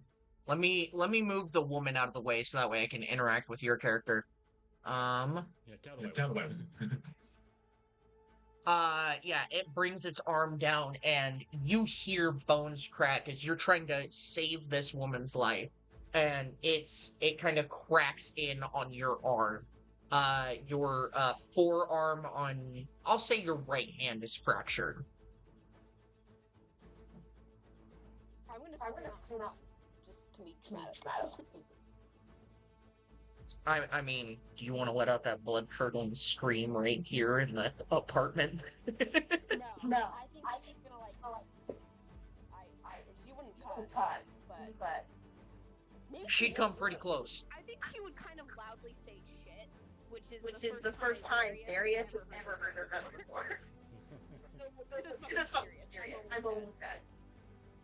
Yeah. Oh. Are you having fun?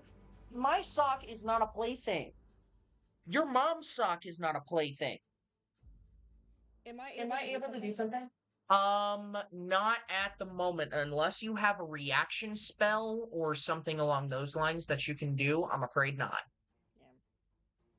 Yeah. But with that, we're gonna go through their turns, as that was 5 out of the 6 living ones. And Marius, it is now your turn.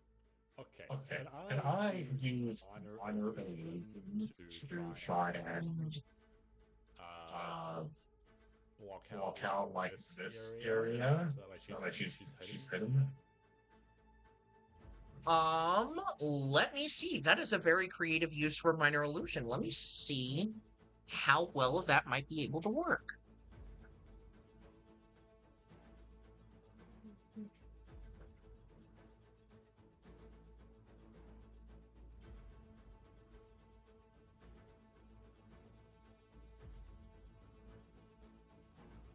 Minor illusion.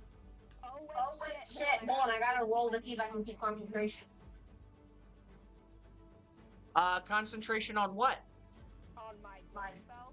Oh yeah, so you've got to roll a 10 or higher. 18, we're good. Okay. I have my friends.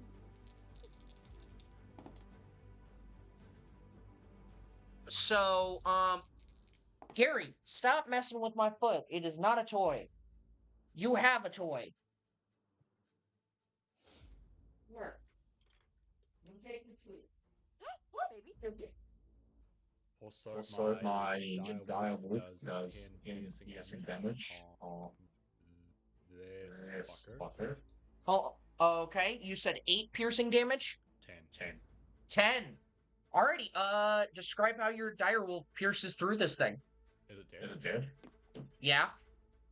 Oh shit! I guess it bites down on the neck and then just like head to the paw. Alrighty.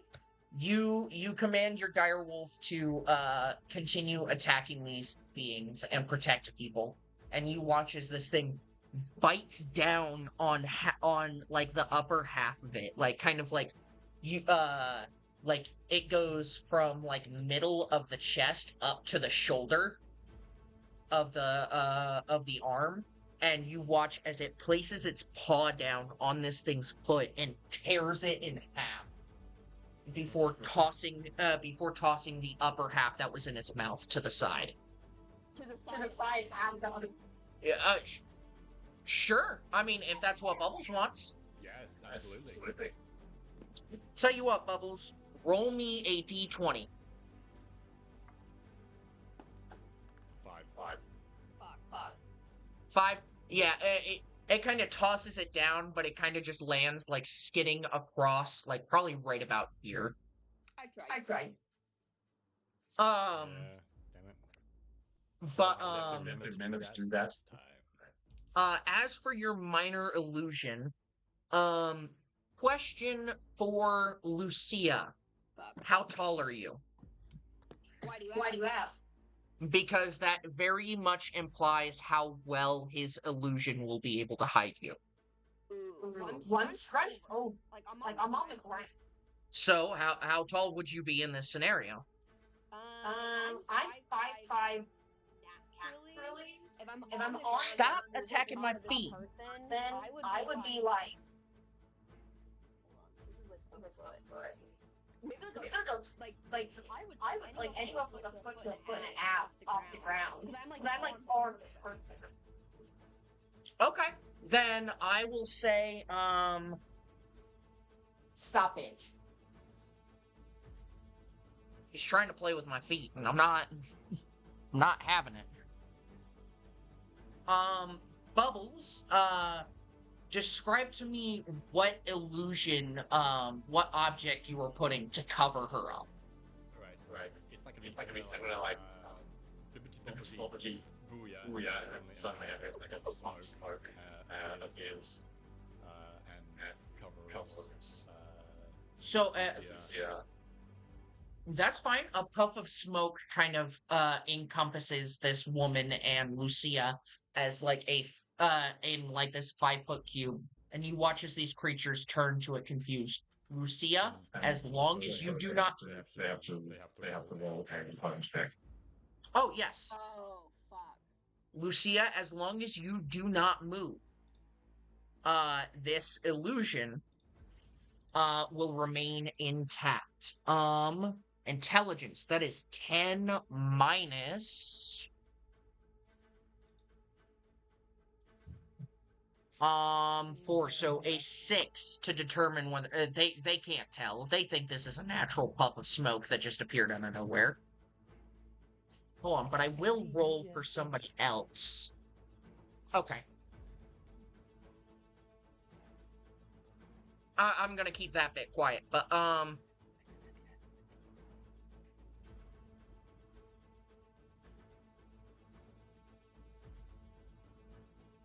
they clearly see this puff of smoke. They don't know what the fuck just happened, but what they will attempt to do is they'll try and move towards the nearest creature to attack it next.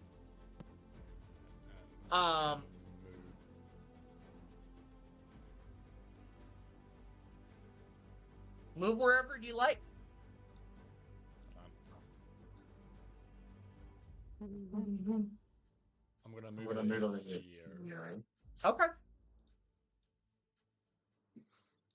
If that is By the fire. that's enough. Yeah, by the fire. I'm gonna I'm gonna call out to the. somebody's Somebody's gonna gonna say, say, "Oi, wankers, get over here!" Oh. Roll me a performance check.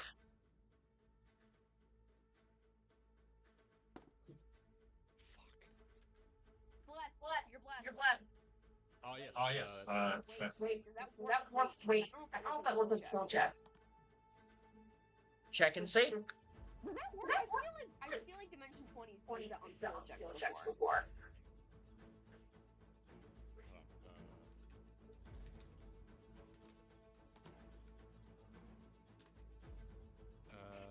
Does that have roller skating wrong? I feel like I've seen it used on skill checks, so I feel like that's a DM thing.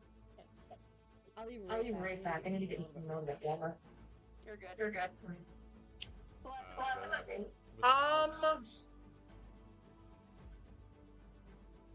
I will say no to this because the spell guidance would do the thing for ability checks.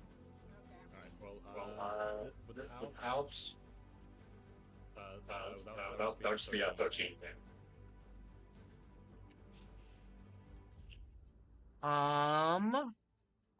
Let's see here. That is. You said a 13? Yeah. They rolled a 10. They fell for your taunting. And with that, Lucia, it is now your turn. So I'm under the assumption that since Marius has them going for a tip. if If I were to do something, would they go to me now, or If you were to move at all, it would immediately reveal that this is an illusion to them. And yes, it does say any it's specified. Let me go back. okay, then I can request that. Physical interaction with the image reveals it to be an illusion. Okay, Okay, Because then I have a things distinct. pass through it. Yes. It's not impossible anyway.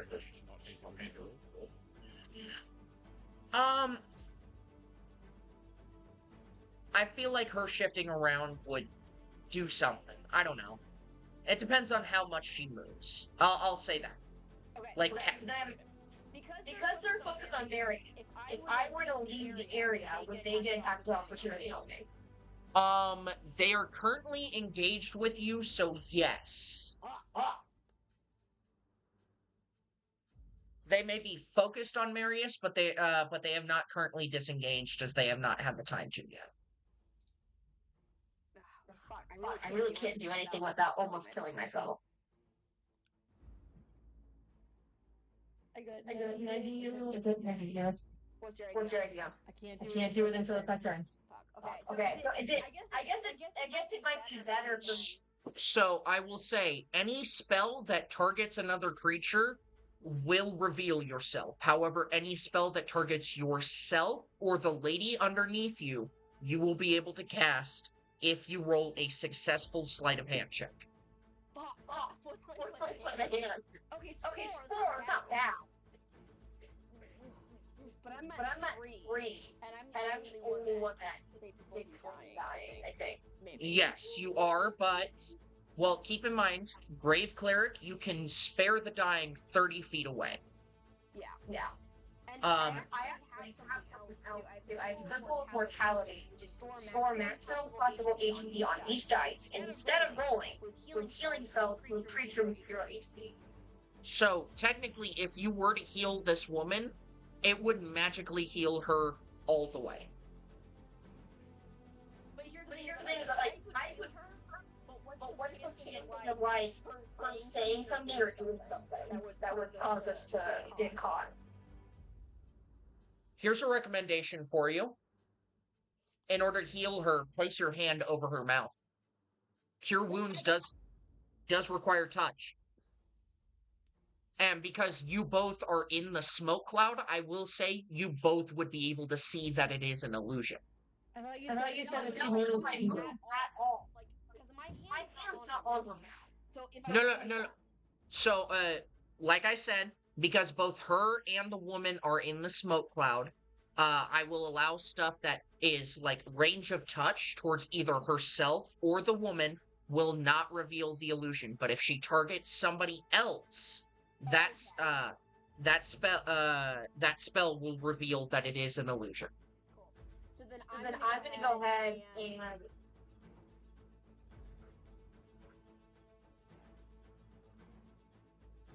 Oh, fuck, I can't hear do you. that. Why? Because I already used all my phone block. And And I can't feel myself because I use my phone block.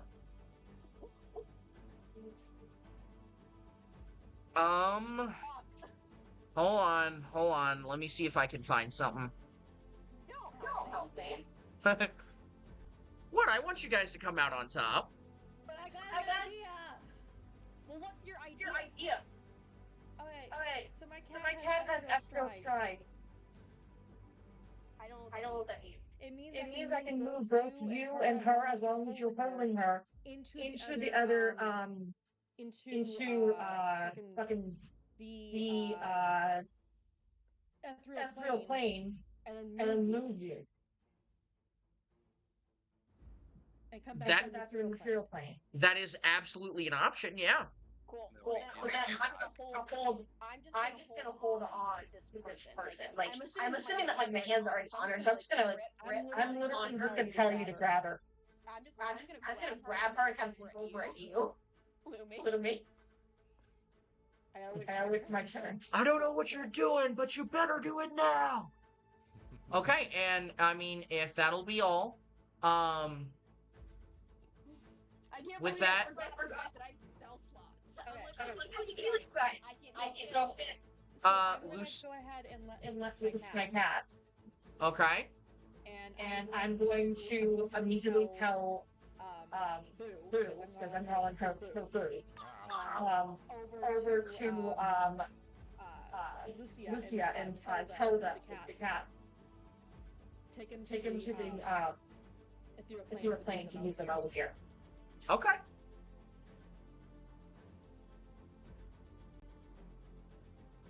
Give me just a second. Should be able to choose. Boy, Boy, once once we we figure figure out, I've got something something to to store. store. This This is is good. good. Okay. But yeah, you are able to have your cat. I want them to be moved over here.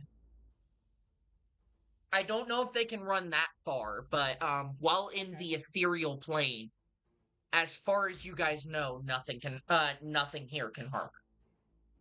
Yeah. So the cat will be able to successfully take them to the ethereal plane. At which point, what I am going to do is I am going to take this. I'm going to take all three. Come on. And they Disappear. And they go, Hold on. oof. Give me a minute. Roll 20. I would really appreciate you working properly. And They- Because that's not a turn for me, I can go ahead and do my turn. Yeah, that is a bonus action. So Okay. So I'm gonna go ahead and take my arrow again and shoot the one that already has the arrow in the eye. oh, the one that you shot an arrow through its eye. Okay. Go on ahead and roll to hit. I swear, As a dragon, I should have fire or something. Not all dragons get fire. I'm mean at you. Are you driving ball? No, I'm a she's- wormling. She's a wormling, so she doesn't have the breath feature. I got a I got 10. A 10. Is that with bless? Oh, with Oh, with blessing? No, I didn't do blessing yet. 4. 4. So a 14. So 14. So with a 14, you are able to successfully draw that bow back and describe to me how you kill this creature. I pull back the bow and I hit it square in the face. Okay. You knock it square between the eyes, and you are able to successfully knock it down, and you watch as it kind of falls back with the momentum of the arrow.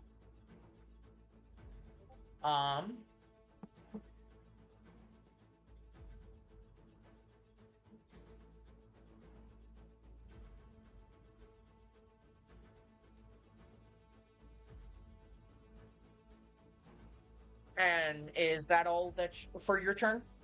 I don't have any other options. Okay. I'm just checking to see bonus actions and everything. With that, Umbar, your turn. Alrighty. So I'm going to use my cantrip and I'm going to cast Thunderclap. But yeah. Okay, give me a second.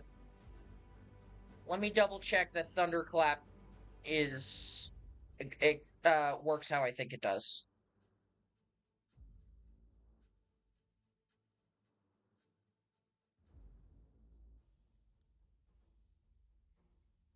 Also, make sure Make sure to add the death to death status. guys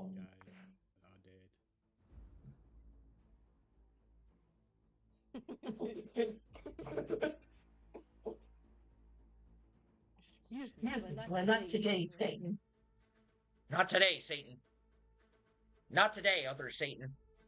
I've got my emotional support team in this thing, no. It's your emotional support demon king.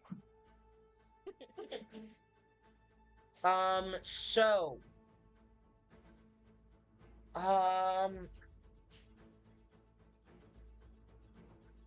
So, I will say, in order for Thunderclap to work, you have to get within 5 feet of one of these creatures. Okay. Otherwise, what will end up happening is you're gonna hit the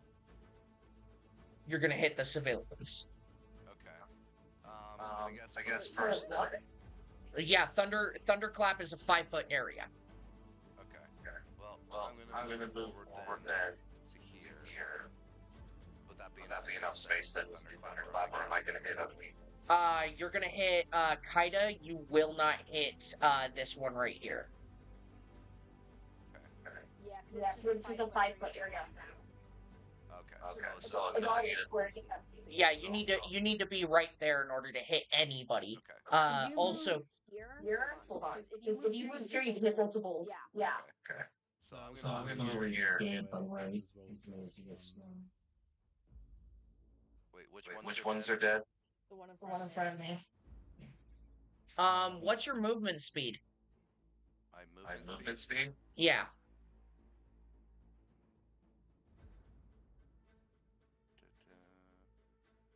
30 feet. 30 feet. So the farthest you could go is either right here or right here.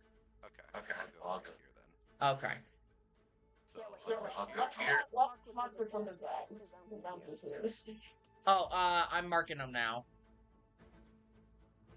I just need- I would just sit that. I know, that's what I said.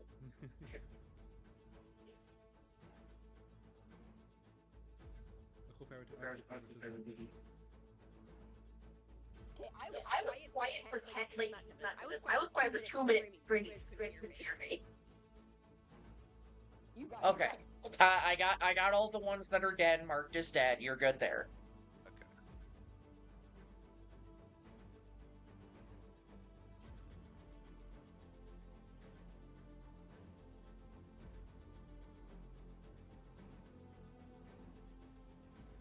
And for Thunderclap, I have to roll a Constitution saving throw. And it can occur for 100 Mile miles of the ground. Oh, it's gonna be a big boom. It's gonna be big. They rolled a natural 1. Oh. Sadly, that does not do anything for damage, but you still get to deal 1d6 thunder damage. 1d6. Six. Coming right up. And it is a 3. 3 points of thunder damage coming right over here. And you describe to me how this thunderclap goes. So, just jolt electric charge comes straight through both my hands, and as I just roar in rage, I just let it loose right on top of its center of his body, and just let the electrical charge just blast through him until there's just nothing but a flash, and then a loud thunderous boom that can be heard all throughout the center of the town. Okay, I like that. I like that. It's 100 miles. 100 feet. I found Oh my dice. Oh, What ends up happening is you let out this boom, and this creature, who was now originally facing at Marius, now turns to you, and it's like, anyone seen the Henry Cavill arm reload? Yeah. Joke, but I would like basically imagine the zombie version of that. Are you kidding? Like, does he even like phase him? It kind of stutters him, and this creature is now oozing a bit more blood than original. It is now counted as bleeding, but yeah. Oh, And with that, lovely lads, is the zombie's turn. As one of them's gonna try and swing at you, Umbar.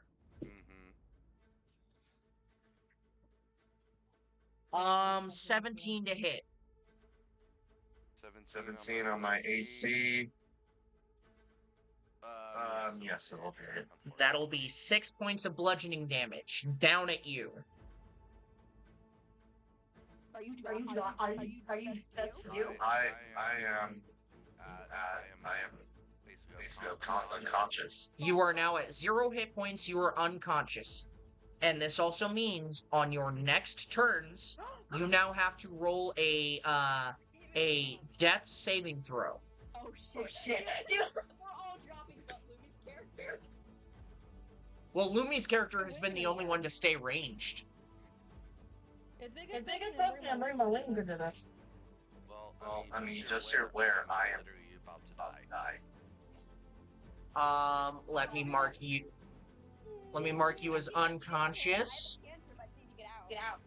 No, Yeah, as long. So you're gonna square, but Yeah. your life is literally dying in front of you.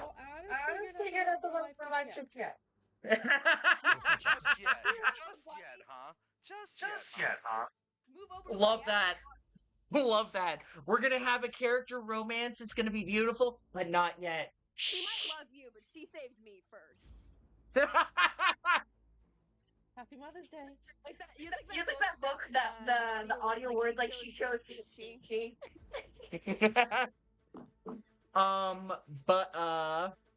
With that, I'm sorry that I rolled so high. I'm sorry. I wish I was able to just do something, But I can't. The rest of them, however, are going to try 1, 2, 3, 4. That one is going to get up in range of you, Bubbles, and it's going to lunge and try and bite at you. That is a 6 to hit. Okay. You guys are all dying. Dying. You just Just noticed notice that now? I'm the only one that hasn't died. Yeah. Well, I mean, Wants to die. I'm not dead. You're gonna die. So that one just got attack of opportunity. oh yeah, he did get an attack of opportunity. Go on ahead and use your wolf. Let's say 13 to hit. 13 will hit. Really good. My feet are not playthings for you. That is a. Fuck 'em Oh, up. come on. I can't count. count. Hold on. Fuck. Right, not work. 10 piercing damage, and it has to roll a strength saving throw. Okay.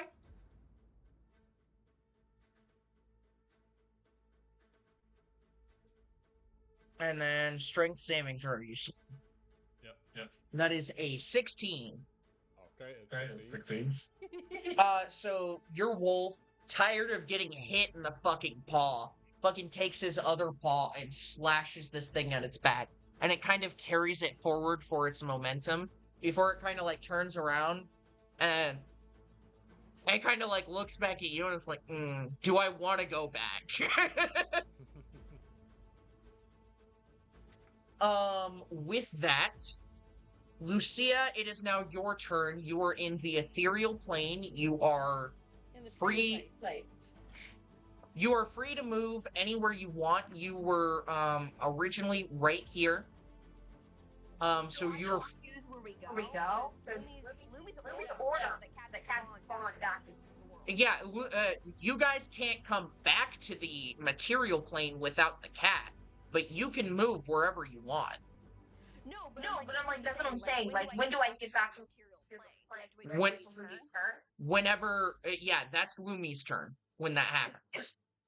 But I will say, Because like her order was that take them through the plane back to the material world in a different area. yeah. So I mean, Lumi, where did you say? Right here is good. Okay. Just away from them. Okay. So you will watch as the cats will walk right over here, away from you guys, as it kind of looks back to you guys, waiting patiently. And also, real quick, roll me a perception check. Me? Lucia. There's so many dice. Forgot I had. As 15. With a 15, as a part of the ethereal plane right now, you can see everything that is going on around you. You can see the zombies. You saw Umbar just get knocked down. Right next to you. Clearly the zombies cannot see you, as they have not done anything to make moves against you. But as you look around this area, you see the fiery spirits that is everybody, and the spirit animals themselves, which look like beasts made out of fire. And then, as you're looking around in this area in awe, I will say, up right over here, you see a figure that is on its own with a bright blue flame and what looks to be a bunch of flames next to it, as it looks like it's getting ready to get up and turn away.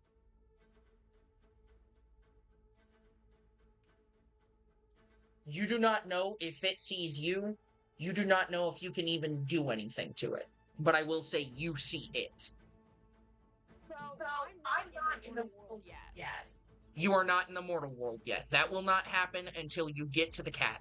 Because the cat was told to take you guys back in a different area, what will end up happening is the cat's gonna wait until you guys get to it to bring you guys back. Cool. So where am I currently? Like where I was? Yeah, you were right here. Right where you were.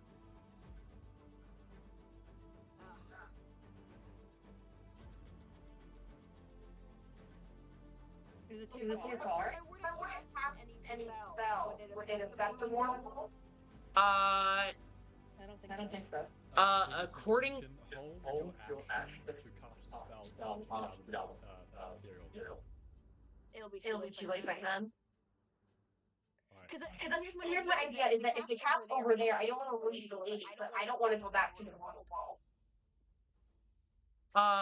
Well, here's the thing is, the cat was instructed to take both of you back, so it Can will I- not... Can I like persuade the cat? Try. What do you want to try and persuade it? Like, can I try to persuade like this person's like she's a mom, her kid's gonna die. Take her back, come back for me. Make sure to just say, bring her there. Like I will be right here waiting for you. But like she comes first. You know that. You know. Kind of. She wants to save people. Bring her back first, and then come back for me. I will wait. roll me. I don't know, Kaida. This is your spirit animal. Do you feel like animal handling or persuasion works better here? Persuasion. Persuasion? Yeah. Alrighty. You heard the girl, Lucia. I got a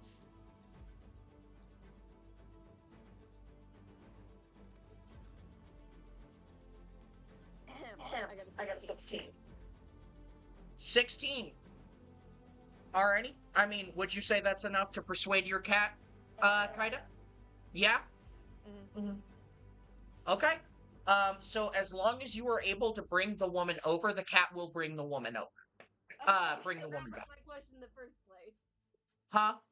Because I don't much movement, so I have to bring her over, and then I wouldn't be able to go get the guy. Doll. So I will say, because you are in the ethereal realm, I'm gonna say we're gonna play fast and loose with movement rules right now, as we're not having a full combat session in the ethereal realm. Okay. So I'm so gonna take the person to the cat, and then go off in the direction of the guy or the person, the they them. I don't know. Hey, no, Not they them. no. Gary jumped up at me. He was trying to play with the wires of my microphone. Yeah. So I want to get over to her, and then I want to go off toward. I'll say you were able to get about right here. Like I said, you can see the bright blue lights as this being looks like they're about ready to turn away and run. Okay. And that'll be your turn? Yep.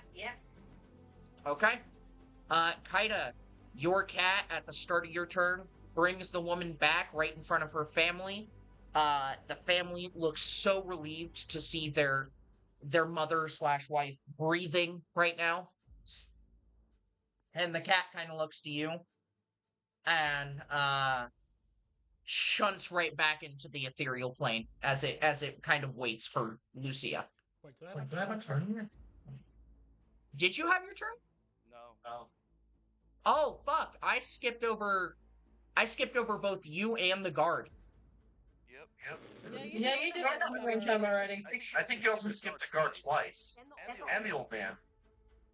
The old man's right next to the wolf. He did his due diligence with that one zombie. He doesn't want. He's too injured to really do more. He's just kind of using the wolf as a crutch right now. Okay. Just But Marius, going ahead. You're gonna move the wolf right there? This guy. With,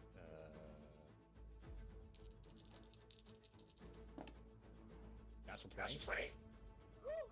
Nice. So, how natural 20s will work for me is if you roll a natural 20, you roll the damage dice and you double the number on the dice, then add modifiers. Okay. That's 12 plus 3 at 15 is 15 piercing damage. Describe to me how you kill this zombie. Let's say let's like pounces on it and it's like then chucks the body at this one.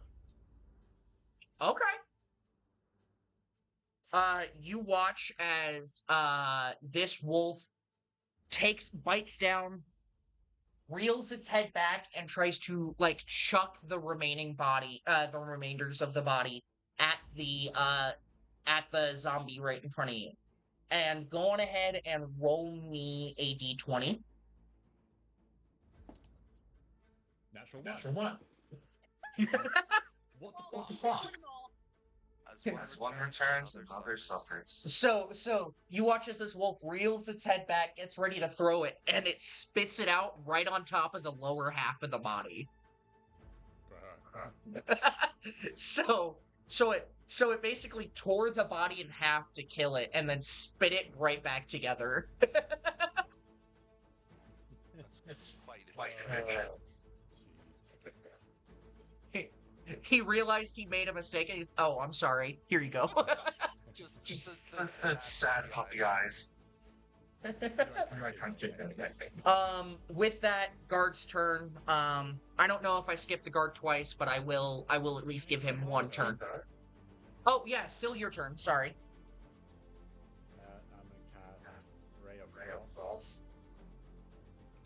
on this guy. Okay.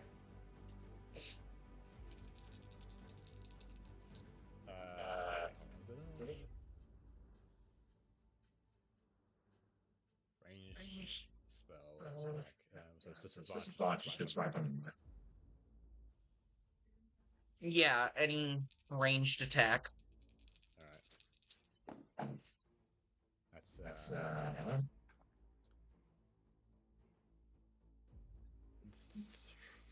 15. 15 will hit. And my D8 is this right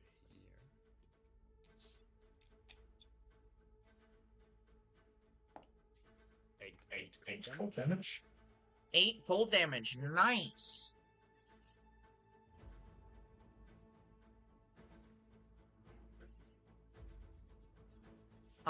You blast this ray of frost in its face, and you watch as, like, the damage that it's dealing to it, you watch as blood starts to pour out of its already open wounds, and the blood quickly starts to freeze over. And anything else that you'd wish to do?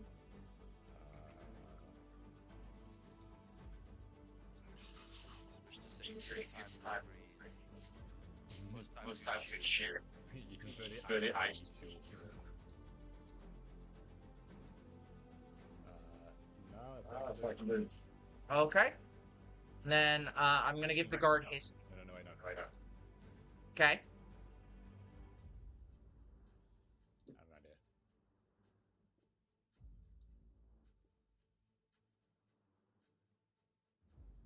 Going to run. You're gonna run? Yep. Okay. It's going to get an attack of opportunity against you. I know. That is a 20 to hit. Non-natural. Okay, that hits. As it is going to try and slam down at you. That is 6 points of bludgeoning damage. I'm conscious. Stop looming shit. God damn it. Listen, my thought was it was either going to get the... I didn't fly. I'm running away. I'm not getting anything. Yeah, what makes this even better is Lucia, the only healer, is in a different plane of existence, running towards an unknown figure.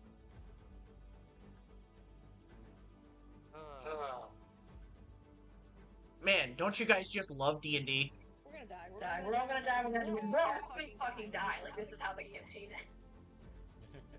What I happened? will- We all die. We make new characters. The campaign just ends. So I will say, with that, Bubbles, what will end up happening is, like, it'll slam down at you, but you're conscious long enough to make it that 30 feet before you faceplant. Okay. Just hit at, like, just ass straight up in the sky. Practically. Face down, ass up. Just how Marius would want to go. Yeah. It does have 10 feet less of movement. Yes, so it'll only move 10 feet. Besides, with you collapsing on the ground, it's going to assume that you're dead. Now they're all gonna come after me. Lovely. Okay. Either you or his spirit animal, because his spirit animal is still out, as he is not dead yet. Okay. And I can't call my nightmare kitten back. Well, you guys have a link, so you can attempt to call it back. Okay. But I'm gonna have the guard go. 1, 2. I forgot about him. So did the Yeah. DM. Yeah, so did the DM. I gave you guys an ally and forgot to use him. 3, 4. Okay. He's gonna go right here, and he's gonna take a swing. Probably...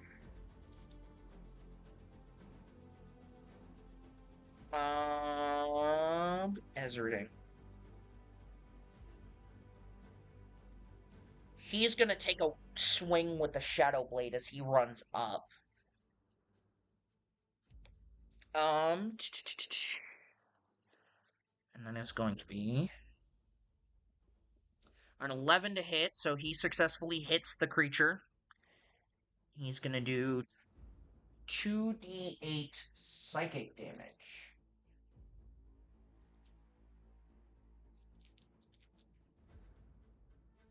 As he 7/6.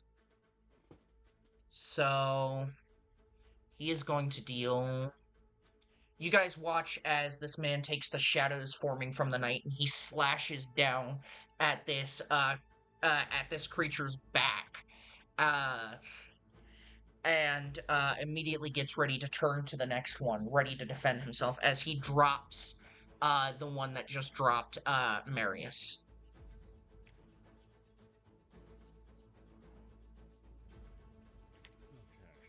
Okay, and with that, now it is Lumi's turn. Okay. So I'm going to. So if I bring my Nightmare Kitten back, they can go back and grab Lucia, right? You're gonna have to tell it to go find Lucia in the ethereal plane, but yes, it has free transportation. It just might take a little bit longer because Lucia's after someone. I am going to ask it to come back and have it go into shadow shape. Okay, and that increases its size to medium, right? And gains its +2 bonus to its attacks and damage rolls. Okay. I am going to move right here and take my arrow and hit. This is the last guy standing. Okay, so the one in front of Umbar is dead. Yes. Okay. Oh, thank God. Sorry, I keep forgetting to mark these things. Alright, so I'm gonna go ahead and shoot it with an arrow. Okay, roll to hit. And then, when I have shot it, I'm gonna have my Nightmare Kitten attack it. Okay. Hold on. What's the movement speed on your cat? 40.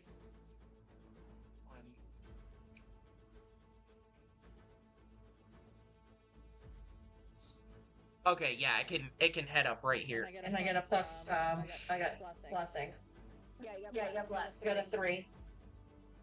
So that's 14. 14 will hit. Go on ahead and roll damage. 9. So you don't you command your spirit animal to shadow shape, and this family watches it as the shadows start clinging to this creature and start creating shadowy flames along its back as it grows a little bit larger, and it quickly pounces over the woman's body and jumps past you. And as it's running past you, you shoot an arrow at this soulless husk, and you kill it before the Nightmare Kitten gets to it. Oh God damn it! It's just looking at me back and like, what the hell?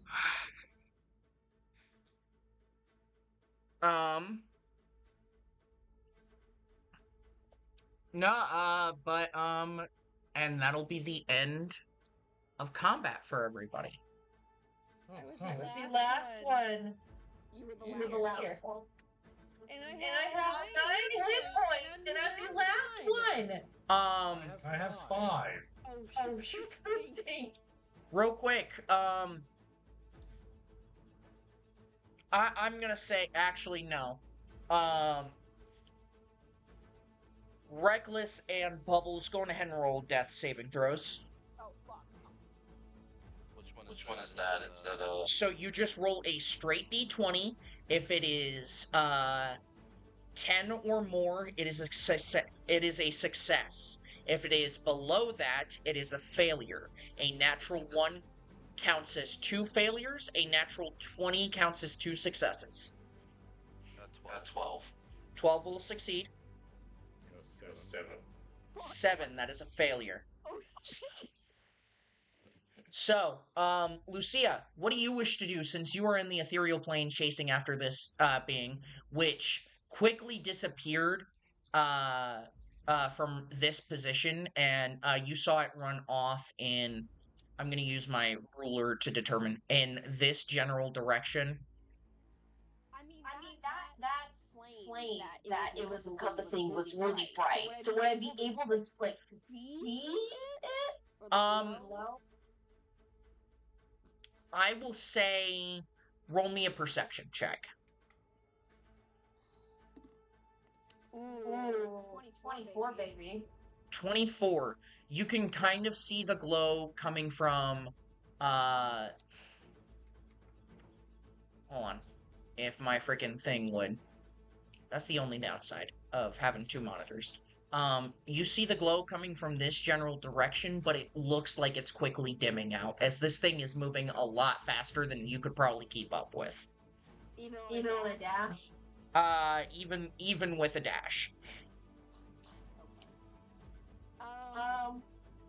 Because if it's moving faster just on regular stuff, it could dash as well and move significantly faster.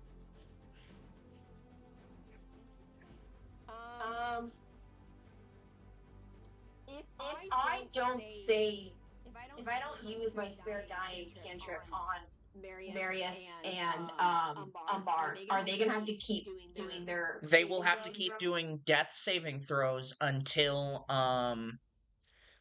they either succeed 3 or until they fail 3.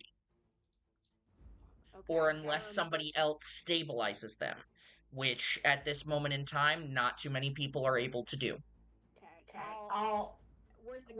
The cat's not with me. The cat's not with you, but you can see its form. You can see its form amongst the dead bodies. Hold on. What do I look like in this world? Because in the tent, my flame was the weakest. Your flame was the weakest. What you see amongst yourself right now is you just see your normal body. You can roll me an Arcana check to see if you can see your flame. Well, I wanted to see if there's something on me, but I also wanted to look at weed too. Because where the fuck's weed? Weed would be with you. Okay. Because Weed is always contacting you, is always in contact with you, Weed would have teleported as well. Okay, cool. Because I kind of want to see what Weed looks like, since he's not attached to it. Fuck, that's that one. You are not able to see any flames besides the flames of everyone outside of the world that you are in right now. You don't know if it's because this world is disorienting to you or what the whole problem is, but you can't really determine shit.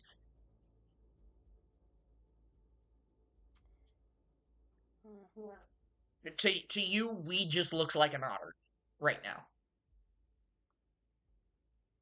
I'm gonna pet Weed and be like, it's okay, buddy. You're still special to me.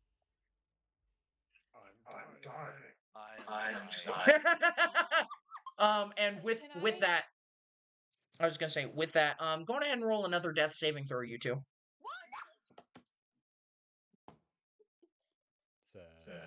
It's 18. 18 is a success. Thank God. I rolled a 15. 15 is a success. So we have 2 successes for Reckless and 1 success and 1 fail for Bubbles. I'm gonna go over to Bubbles. I'm gonna. No, you just continue petting Weed. I mean, it's okay. I'm gonna pet Weed while I run over Bubbles. No. Here's the fun thing. You're still in the ethereal plane. So until Lumi commands her cat to go and get you. Get her ass out of the fucking I'm gonna immediately look at my cat and say, go get her. Here. The cat rolls its eyes as it kind of shrinks back down and shifts into the ethereal plane. And I take it you're already walking towards the cat. Oh yeah, I'm like already on bubbles. So as you're on your way to Bubbles, the cat will brush its head against your leg as you pass it, and you you are transported to the material plane. Cool. On top of this dead body, by the way. Which one? Uh this and right here.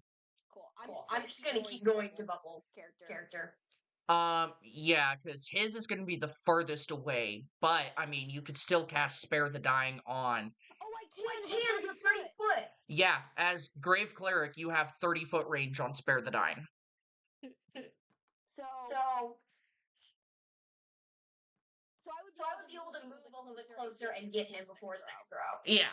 So I'll do that. I'll go ahead and do Spare the Dying on him. On both of them, or just Bubbles? Hold on! I'm reading. Well, Go ahead, take your time, read your scroll. No, I'm trying to see if I have a limit on that. I'm being sarcastic. I was gonna say, Well, you're second. as long as you say both, Ouch. I was gonna say, as long as you say both, I will let it happen before they have to roll death saving throws again. But if you specifically say if you specifically said you were only doing one, I was gonna say, well, he has to do a death saving throw now. No, I'll do both. Okay. You do two quick, almost simultaneous castings of Spare the Dying as you stabilize both Bubbles and Umbar as your guys' breathing seems to calm down. Your bones are still gonna ache and everything. But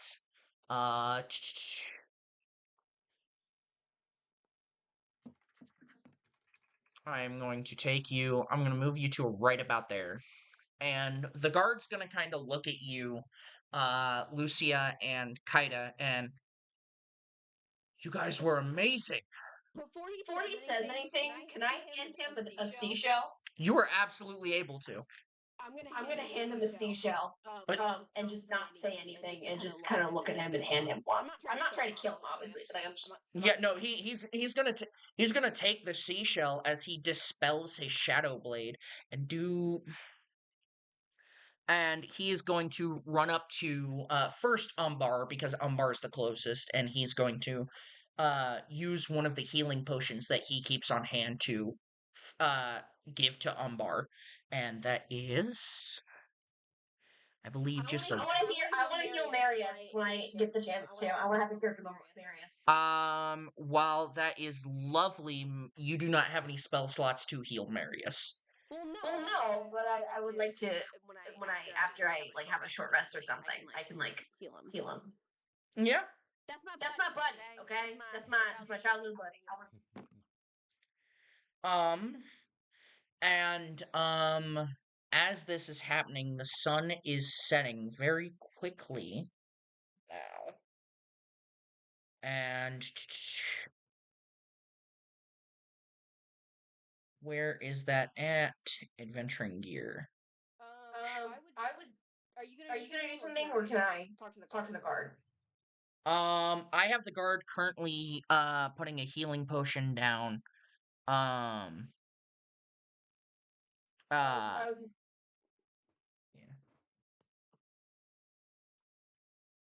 So, I apologize, Umbar, but you regain 4 hit points.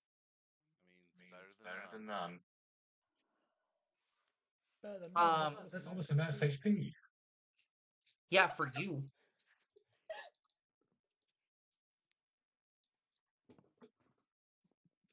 Am I conscious enough to move?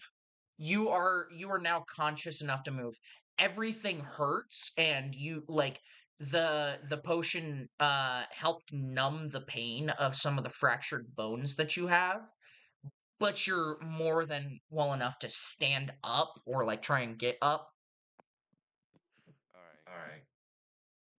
Can I build a move enough to get into the closest building? Is that With on fire? the fire would have died down by now. It's just the battle map. I can't control that. looked over and I was like, oh shit. Besides, even if there was still some fires, Lucia, you could have cast like control water to fix them or something like that. Maybe I'll do that.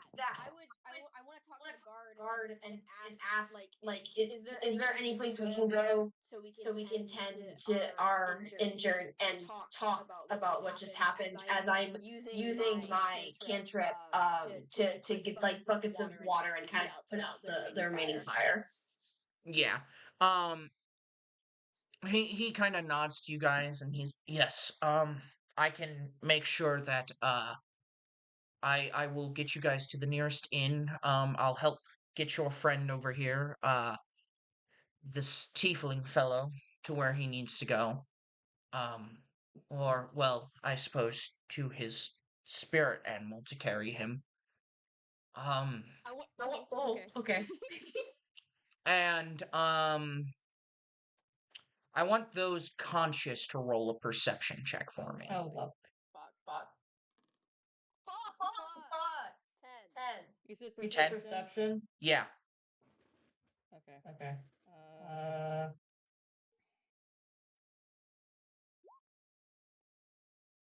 12. 12? Okay. You're conscious. Yeah, I'm trying to remember how to do it. Is it just a D20? Yeah, it's just a d20 plus your perception bonus. For a bonus?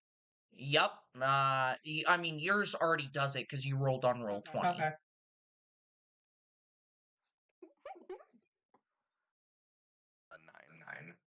A 9. 9. Oh fuck. Great. I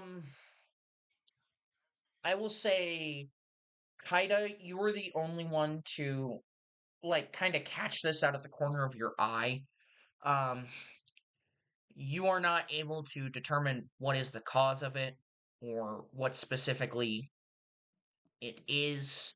All you can tell is from where the moons are rising in their new moon form, um, there is a very faint glow out of the corner of your eye. You don't know if it's a show or something else going on, but it is very faint, and you're more concerned about the people around you right now.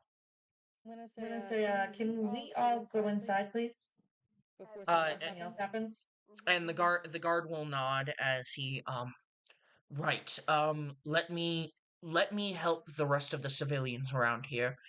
He is going to grab something from the back of his armor. This is my guard's badge. There is an inn just down the road. Um, what was its name? Uh, I believe it was the Owl's Nest Inn.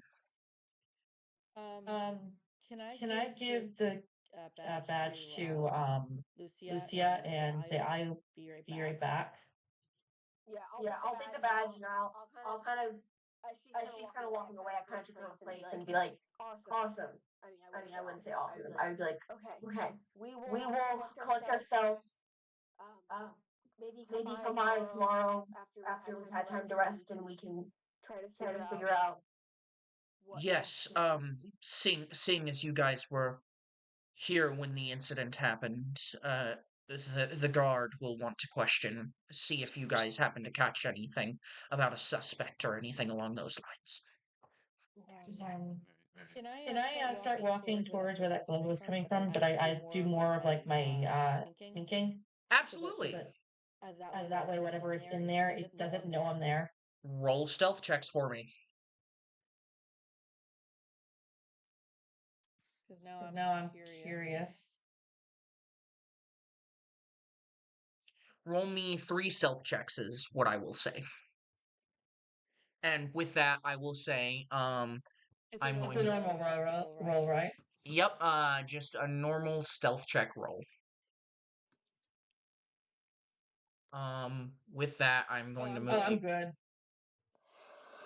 16, 20, and 24. Yeah, that's You're good. You're able to. I am I- the I- scariest dragon ever. you're able to dash between the alleyways and the streets as you get closer to the glow. The rest of the group, I moved us back to the world map for everybody. But you guys make your way to the Owl's Nest Inn, and you guys show the innkeeper the badge. He's like, "Oh, working with the guard, I see. Fair." Am I correct? Is I mean not is Umpar carrying Marius? Or like No. Oh yeah, who's Well, carrying here, Marius? Wouldn't Wouldn't Fenrir? Fenrir? Fenrir would carry me, yeah. Oh yeah, I'm right now. I basically have been kind of kept quiet and put my hood up. Just been keeping quiet. yeah. As I will say, Umbar, the rest of the group travels with you, and um, I want everyone. I want I want Lucia, because you're the only conscious person who's here, to roll a perception check for me. 13. 13. And you're actively trying to hide this, Umbar? Basically, I'm trying to just keep quiet and Roll me- I put my hood up. Roll me a stealth check.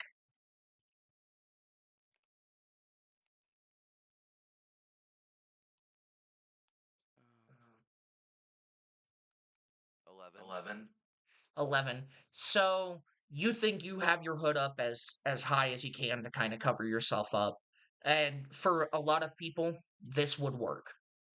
Lucia, however, who has just witnessed both of her brand new one old friend and a brand new friend fall, um is kind of like eyeing you guys to make sure you guys are still doing okay. She knows you got hit with a healing potion and you're up and breathing now, but it's still one of those like, are you okay?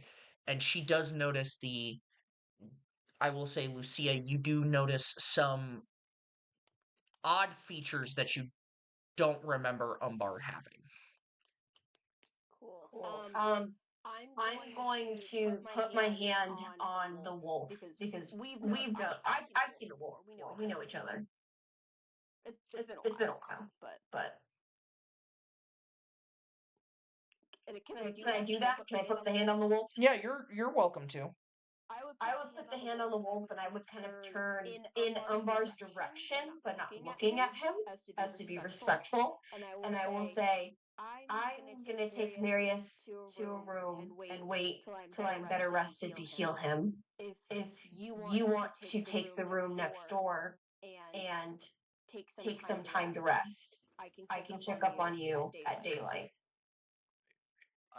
I nod slowly and don't say much. I just mumble. Just nod slowly. Yeah, you I will say you probably don't know that she notices a little bit of this, but you can at least tell she's trying to be respectful of you. Mm-hmm. Right. I just, I'm not angered, but I'm more of just very extremely cautious and just nod in agreement and just slowly head to my room. Yeah, I'm gonna add as you're walking away, and I'm kind of walking to my room. I'll just say like, I'll make sure no one bothers you tonight. Rest well. You hear a bit of a little growl and thanks, but it's not out of a threat, out of just something is more animalistic than you see when you hear it. It's almost like a death rattle. And I close the door.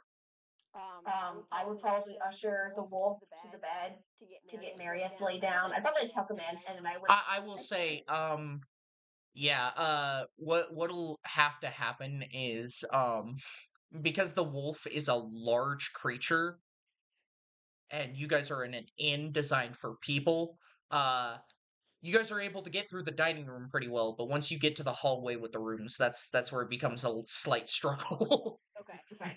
I will use whatever effort I have left to get Marius into the bed and tucked in, and I will just like have the wolf wait, like curled up outside the door as close as he can be. But I'll be in the room with Marius. I feel like I would like sit next to him and just kind of watch him. Yeah, And that's pretty, that works all well. Wait. Ooh, Actually, wait a minute. I want to get him tucked in. I want to tell tell the wolf to guard both of them, and then I want to go find Kaida. Okay. Um, you're welcome to. I'm gonna put on some nice relaxing tavern music for the last little bit of this. Cool. Do I know where I left off, Kaida? You remember that Kaida was at the uh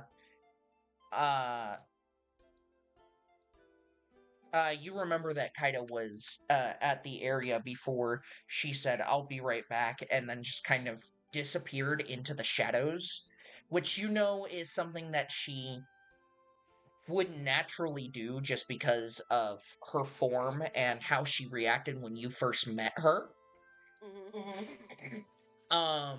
But you don't know where she was headed, as you did not see that glow yourself.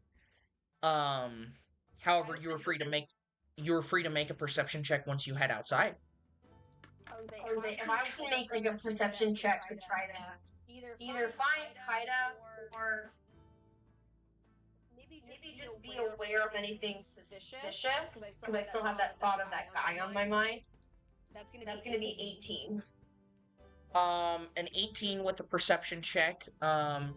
You kind of look around and you notice a few different areas are glowing, but one seems to be a bit brighter than the rest. You are unable to determine the source of the glow. I mean, it's a festival, it could be performances going on, but also with how this night has gone, you don't entirely know what could have happened. Um, Quickly moving to Kaida, you end up on the other side of town with your 3 stealth checks, and you see a building finalizing down into ash with like the remainders of the building up in flames. Like it's a large flame. And I want you to roll a perception check to see if you notice anything in this area.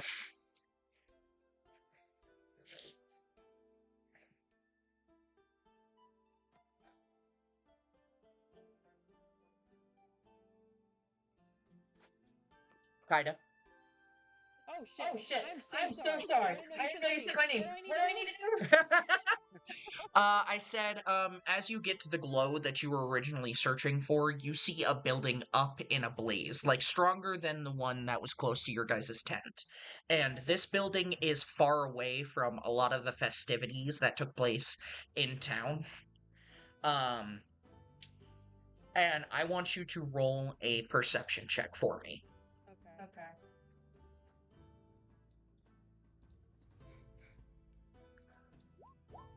Nineteen. A 19. You notice, you see this building up in flames, and you see in the flames there's a hanging sign. A what? There is a hanging sign, Okay. that appears to that is too ablaze for you to read at the moment. Like it's kind of hard to read the letters in the flames. And as you continue surveying the area, you see guards. You hear the footsteps of guards a few 100 feet away, running to approach this area. And I will say you do see a simple figure on the rooftop kind of look down at the burning building before it quickly turns and books away. What the fuck is with this So guy this in guy in rooftops? rooftops. I'm gonna try to keep up with this guy. Are you trying to stay hidden during this? Yep. Okay, so I will say roll me a stealth check at disadvantage due to the fact that trying to keep up with this guy at the speed that he is moving, it is significantly faster than any human you have seen. So you are welcome. Fly too, so You can fly too, but flying is gonna flying will boost your speed a little bit, but the issue comes along with staying hidden Okay. while you're trying to keep up with this person. Okay. 12. 12. With a 12. Let's see here.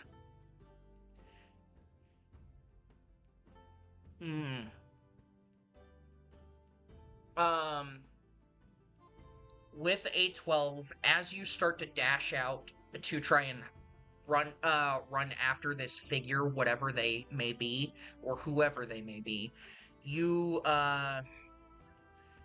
notice, you hear the guards, like, after them!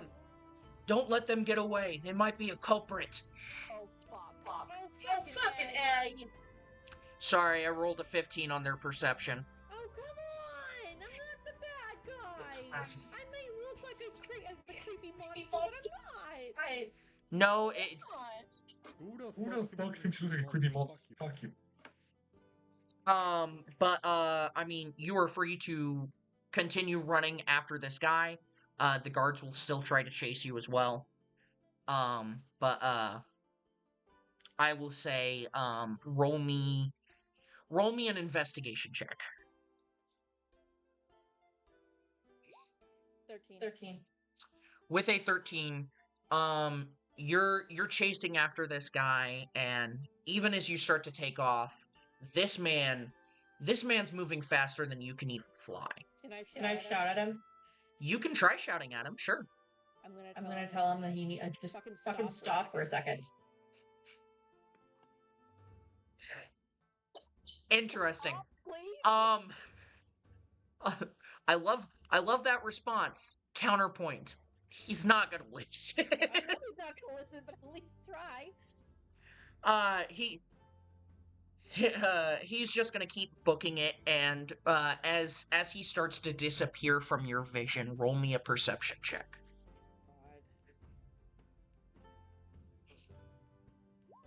God. 11. With an 11, I will say, yes, he wouldn't have it hidden. You would notice the same jar filled with animals, filled with animal spirits, running around a flame, that you saw the culprit at the zombie scene cork and, disappear with. Oh, fuck. I have a good idea. Oh my god. Oh, I have a good idea. But Lucia, you, which of the flames would you like to go to while we're with Kaida? Well, I would like to try to focus my energy, my magic with the crystal to see if I can hone in on the energy from the guy. Roll me an Arcana check.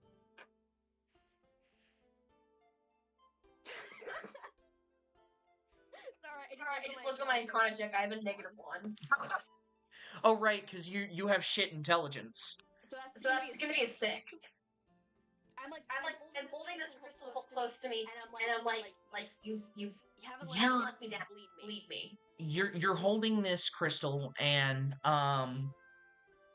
like you're holding it tight, you're holding it close, and it's like, don't let me down. I believe in you.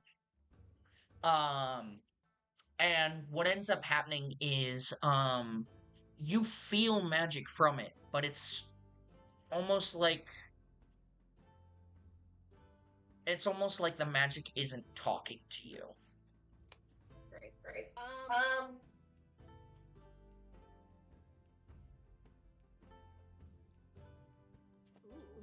Actually, hold on. I I have a special thing. Uh-huh. Oh, never mind. Who is up here? Oh, hi, Dylan. I will go towards. Because at this point, the fire's burnt out, so that bright glow is going to be that. So I'm going to go towards the brightest glow. Alrighty. You head towards the brightest glow. And it takes a little while for you to get there. But you finally get there, and it's practically on the other side of town.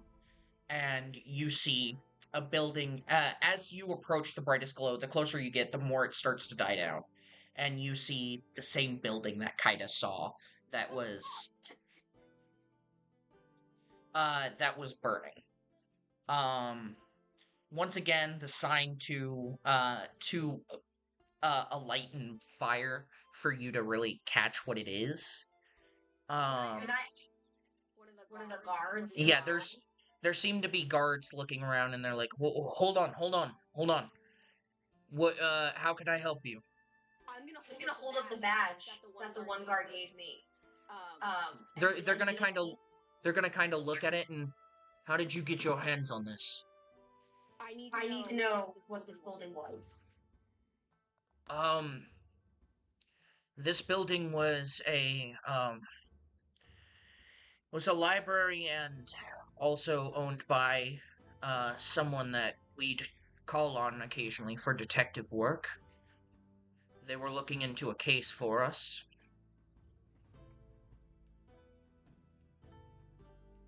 What What case was that?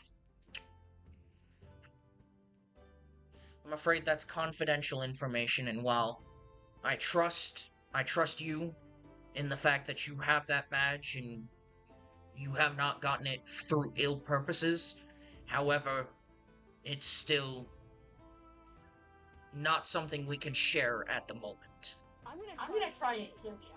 I'm gonna be like, well, me and the person whose badge this belongs to, we're currently fighting a threat in which a civilian has died. Another child got hurt. An older gentleman almost died. Where were you? I earned the right to ask these questions. Now, what was in this building? Roll me an intimidation check. Fuck. The 9. I apologize, I rolled a 10. Come on. He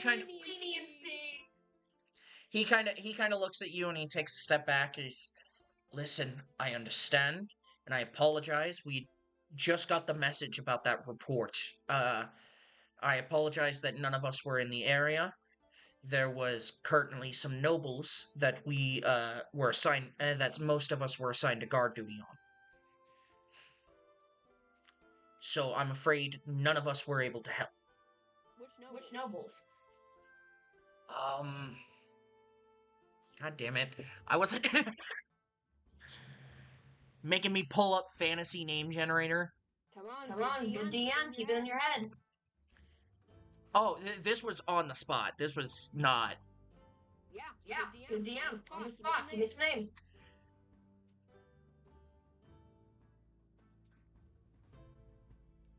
I got I got 2 names off the top of my head, come on. Oh, shut up.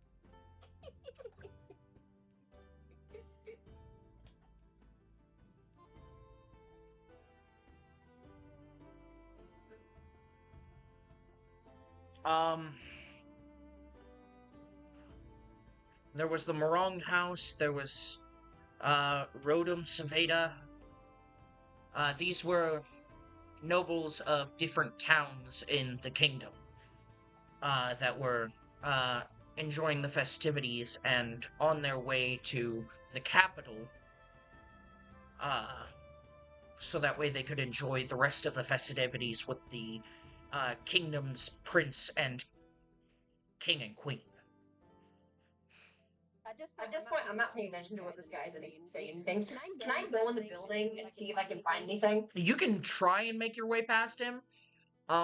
He will definitely. Against this bitch? I was gonna say roll an athletics or acrobatics check. Your choice. Do acrobatics. 14. Okay, I got to pull up the stat block for this motherfucker. Look at you guys, getting in trouble with the guard just after getting helped by him. Okay. I'll back off if it doesn't work. So that is a 16. He is going to grapple you, and he is going to push you away, and I can't let you pass. This is a crime scene right now, and we do not know who is behind it. Until we have divination magic cast on the place, I'm afraid we cannot let you, in.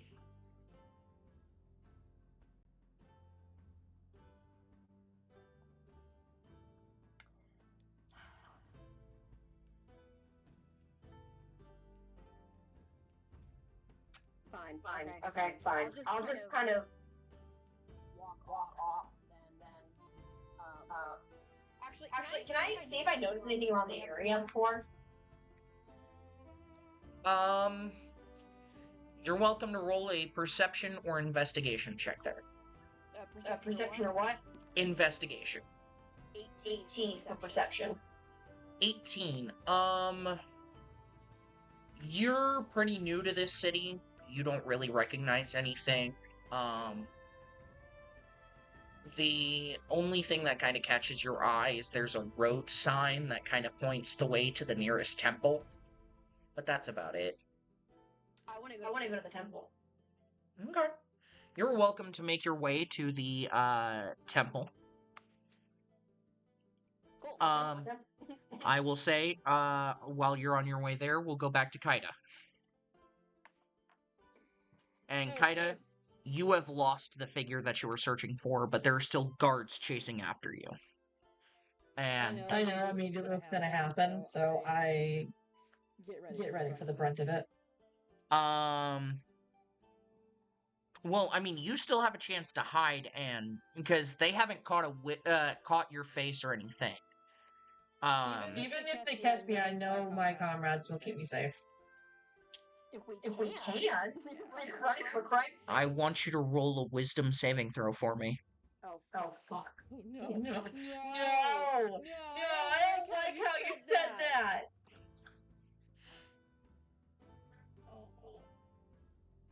Oh. A 19. A 19, you feel as one of them, it like just barely gets close enough to cast a spell towards you. As I assume you're flying. Yeah. Yeah, you're up in the air. You're flying. One of them gets close enough to cast a spell towards you, and you feel magic wires kind of try to tighten around your body before one flap of your wings, and you are able to quickly shake it off and dash further away from it.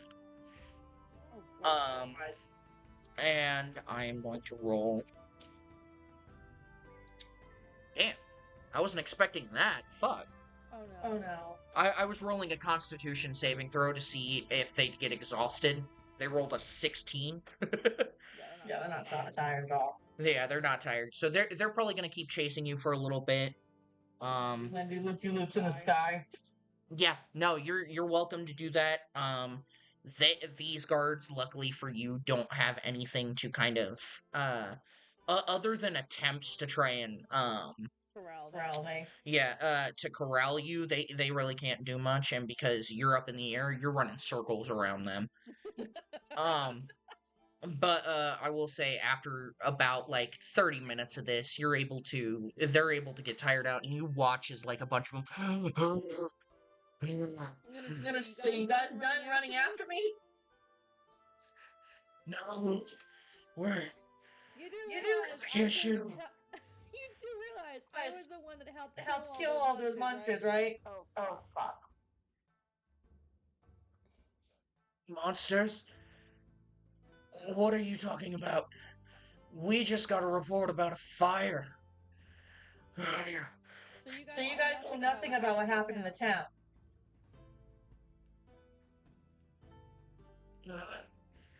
Jenkins, do you know what the fuck this... What are you, a demon? Do you know what this demon's talking about?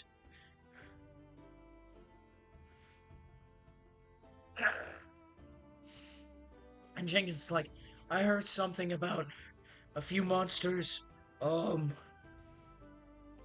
causing havoc closer towards the festival, but I heard that they were swiftly dealt with. Yeah, I was the one that swiftly dealt with them, along with my comrades. Am I safe to go ahead and drop down to the ground so you guys are gonna attack me, right? Roll me a persuasion check. This bitch is flying. This is an intimidation check. 14. 14.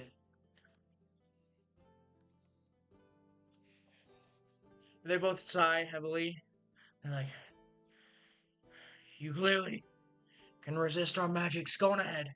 There's no point in trying to restrain you any normal way that we could. Yeah, no, I'll bat you guys down with my wings. Don't even try. So land down. And you watch as they're like three of them are just holding their legs and sighing heavily. And they look to you and you're not a demon. No, I'm a wormling. Hold on, I'm gonna have them roll a history check. And like one of them, Jenkins perks up and Wormling! Damn, you fuckers are rare. And he turns to one of them. He's like, Adam, it's lucky to lay your eyes on one of these. 'Cause they're so rare. Weird. Alright, You. They kind of lean back against the wall. I think I'm gonna take a nap now. Ugh. Girl power. At least I know I can tire you guys out. That's all I need to know. So you guys knew nothing about the like what was going on in the festival. Well, you knew what was going on in the festival. What are you talking about with this fire? Do you know anything about what happened? We just arrived, and when we arrived, we saw you running from the scene. We thought you caused the fire. No. I mean, can you really blame us? A demon takes off into the middle of the night away from a fire. True. But there was someone in front of me. He was very fast. I tried keeping up with him, but he just got away. Afraid we didn't see that. No, you're fine. He had these jars with him. It looked like glowing orbs. We'll make sure to add that into the report. He was at the festival. He was the one that caused this whole havoc to happen. Do you know Do you that? know that? Do I know that? No, I don't. Well, you recognized the jar. You don't know if it was the same exact person. Yeah. You can roll me an intelligence check to see if you want to make an inference. Okay. Intelligence, Where are you? What the fuck? Oh, there you are. Why is it? 23. You said 23? Uh-huh. Why is it? They will look to you and they'll. With a 23, you're able to, tell that it most likely was the same guy. Yeah. You lost track of him shortly after the whole commotion started, and then not long after that commotion ended, this commotion began. It's not hard to put two and two together there. Yeah. They kind of look at you and they're like, gotcha. Any description other than jars? Oh god, What was he wearing? Roll me a history check.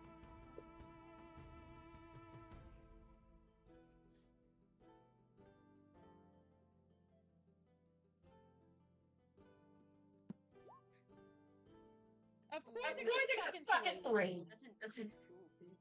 You don't remember any. All you remember is jars. Come on, Jars give me and an Yeah. You think his entire outfit was made of jars. No, I do not. Welcome to D&D. D&D, You yeah. weren't having a fucking cloak. Made of jar? No. A jarry cloak? That sounds right to me. No, come on. If the If DM the DM says nat 1, disguise your father. It's a nat 1, disguise your father. Great. No, you don't think this man was literally. Our big baddie's a jar man. Ooh, that's sexy. You don't think he was actually like covered in jars, but you don't remember. You all you think is this man was too obscured for you to tell. Yeah.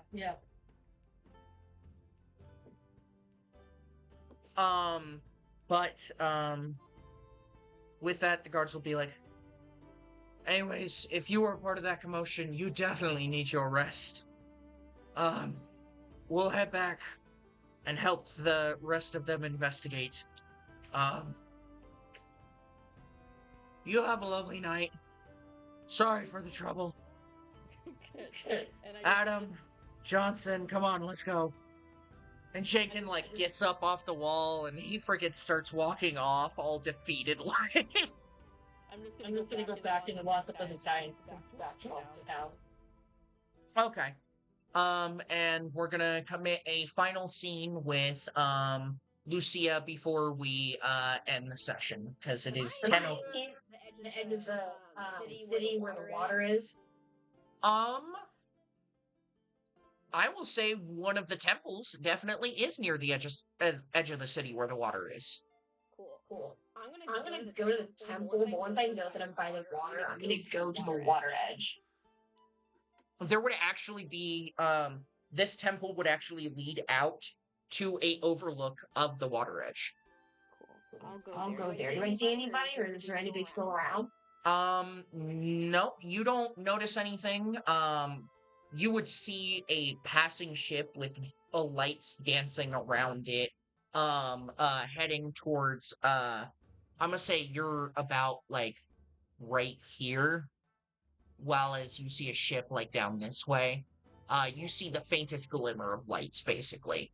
I'm gonna kneel at the water edge and kind of like take this crystal in my hand and sit and like ponder. I know that I'm not by this is fresh water, but if you can hear me, I need guidance. I did something, and I did it for good cause. I did it for protecting followers, but I hurt people. I think they were people. I did something bad. I did something that I didn't think I would ever want to do. And I feel very lost and scared. And I mean, go on ahead and continue. I was gonna just say, I just need to know that you still are here for me, even if I did something like that. Roll me a religion check.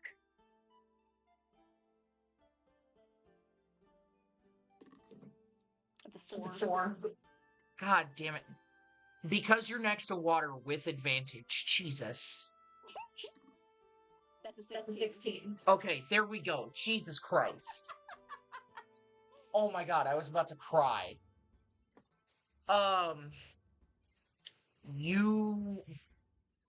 You hold the stone close to you, eyes closed, almost like praying to the ocean. And as you open your eyes, you feel a warmth in your hands as the water, over the overlook begins to glow with like a warm, reassuring glow. The warmth feels there. It's almost like it's trying to tell you you did the right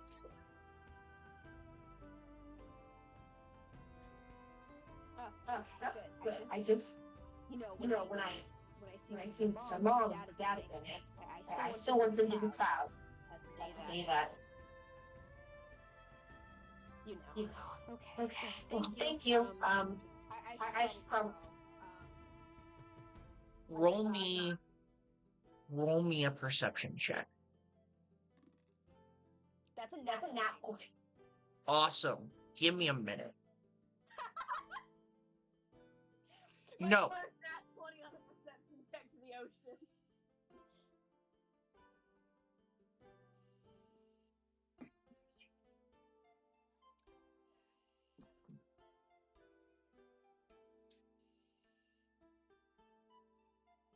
I'm now scared now. Wait a minute, this percentage thing might not be a good thing. No.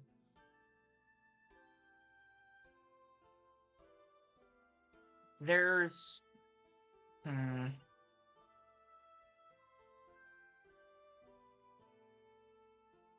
I'm trying to look into animal symbolism, but there doesn't seem to be a lot of water animals. You can just think. I'm not good at idea. I don't know. Is we here with me? Yeah, Weed is there with you. Actually, here's exactly what I'll say. You see two butterflies fly past your face and off down the river. And as you watch as these butterflies go, you feel a sense of pride in yourself. That is what I will say.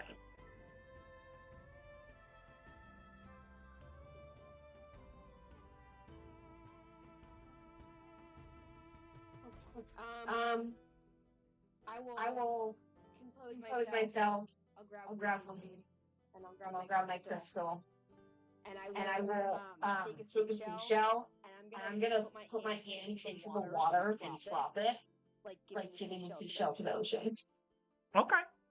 You place your hand in the water and you drop the seashell into the ocean, and you watch as waves pull in and then waves pull back, and the ocean seems to have accepted your seashell.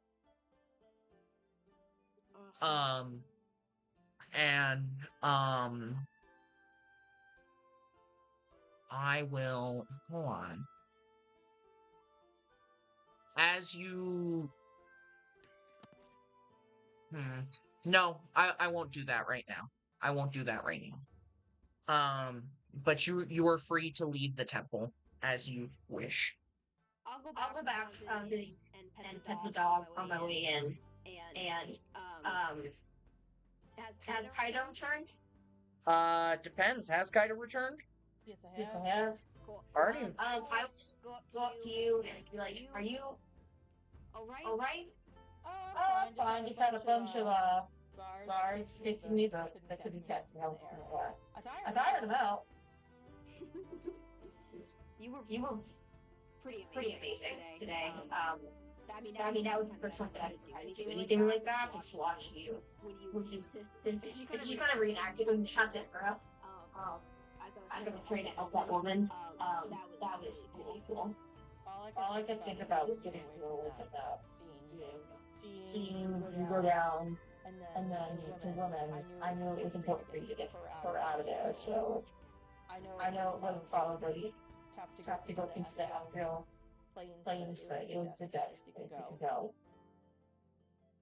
And she'll kind of not even mention that. She kind of like looks a little bit unhappy, just because of how she perceived herself in the planes. So she just kind of think about and go, I'm gonna stay in this area to make sure he wakes up okay and heals him in the morning. Dunbar is in that room over there, but Dunbar? What is Dunbar?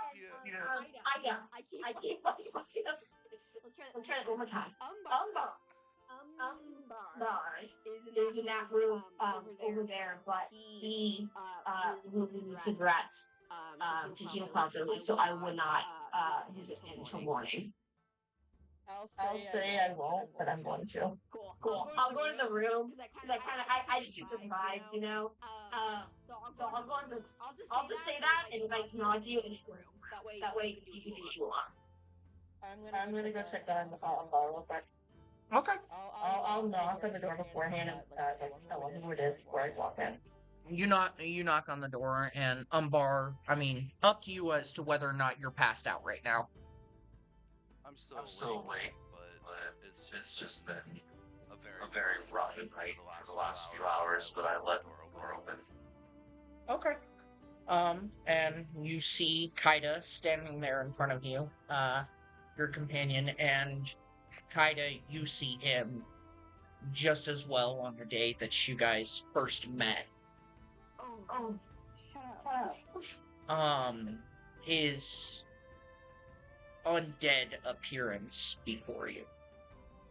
Are you okay? It's hard to like speak, but it's as fine as I can. I was worried about you when you went down. I couldn't get through that before you went down. I saw her.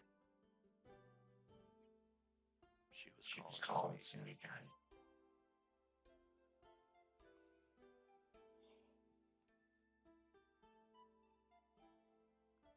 She's getting stronger. You can't let her. It's something I can't control. Whenever you see her, just think about the fact that you have me there. Now you know I'm ready for that.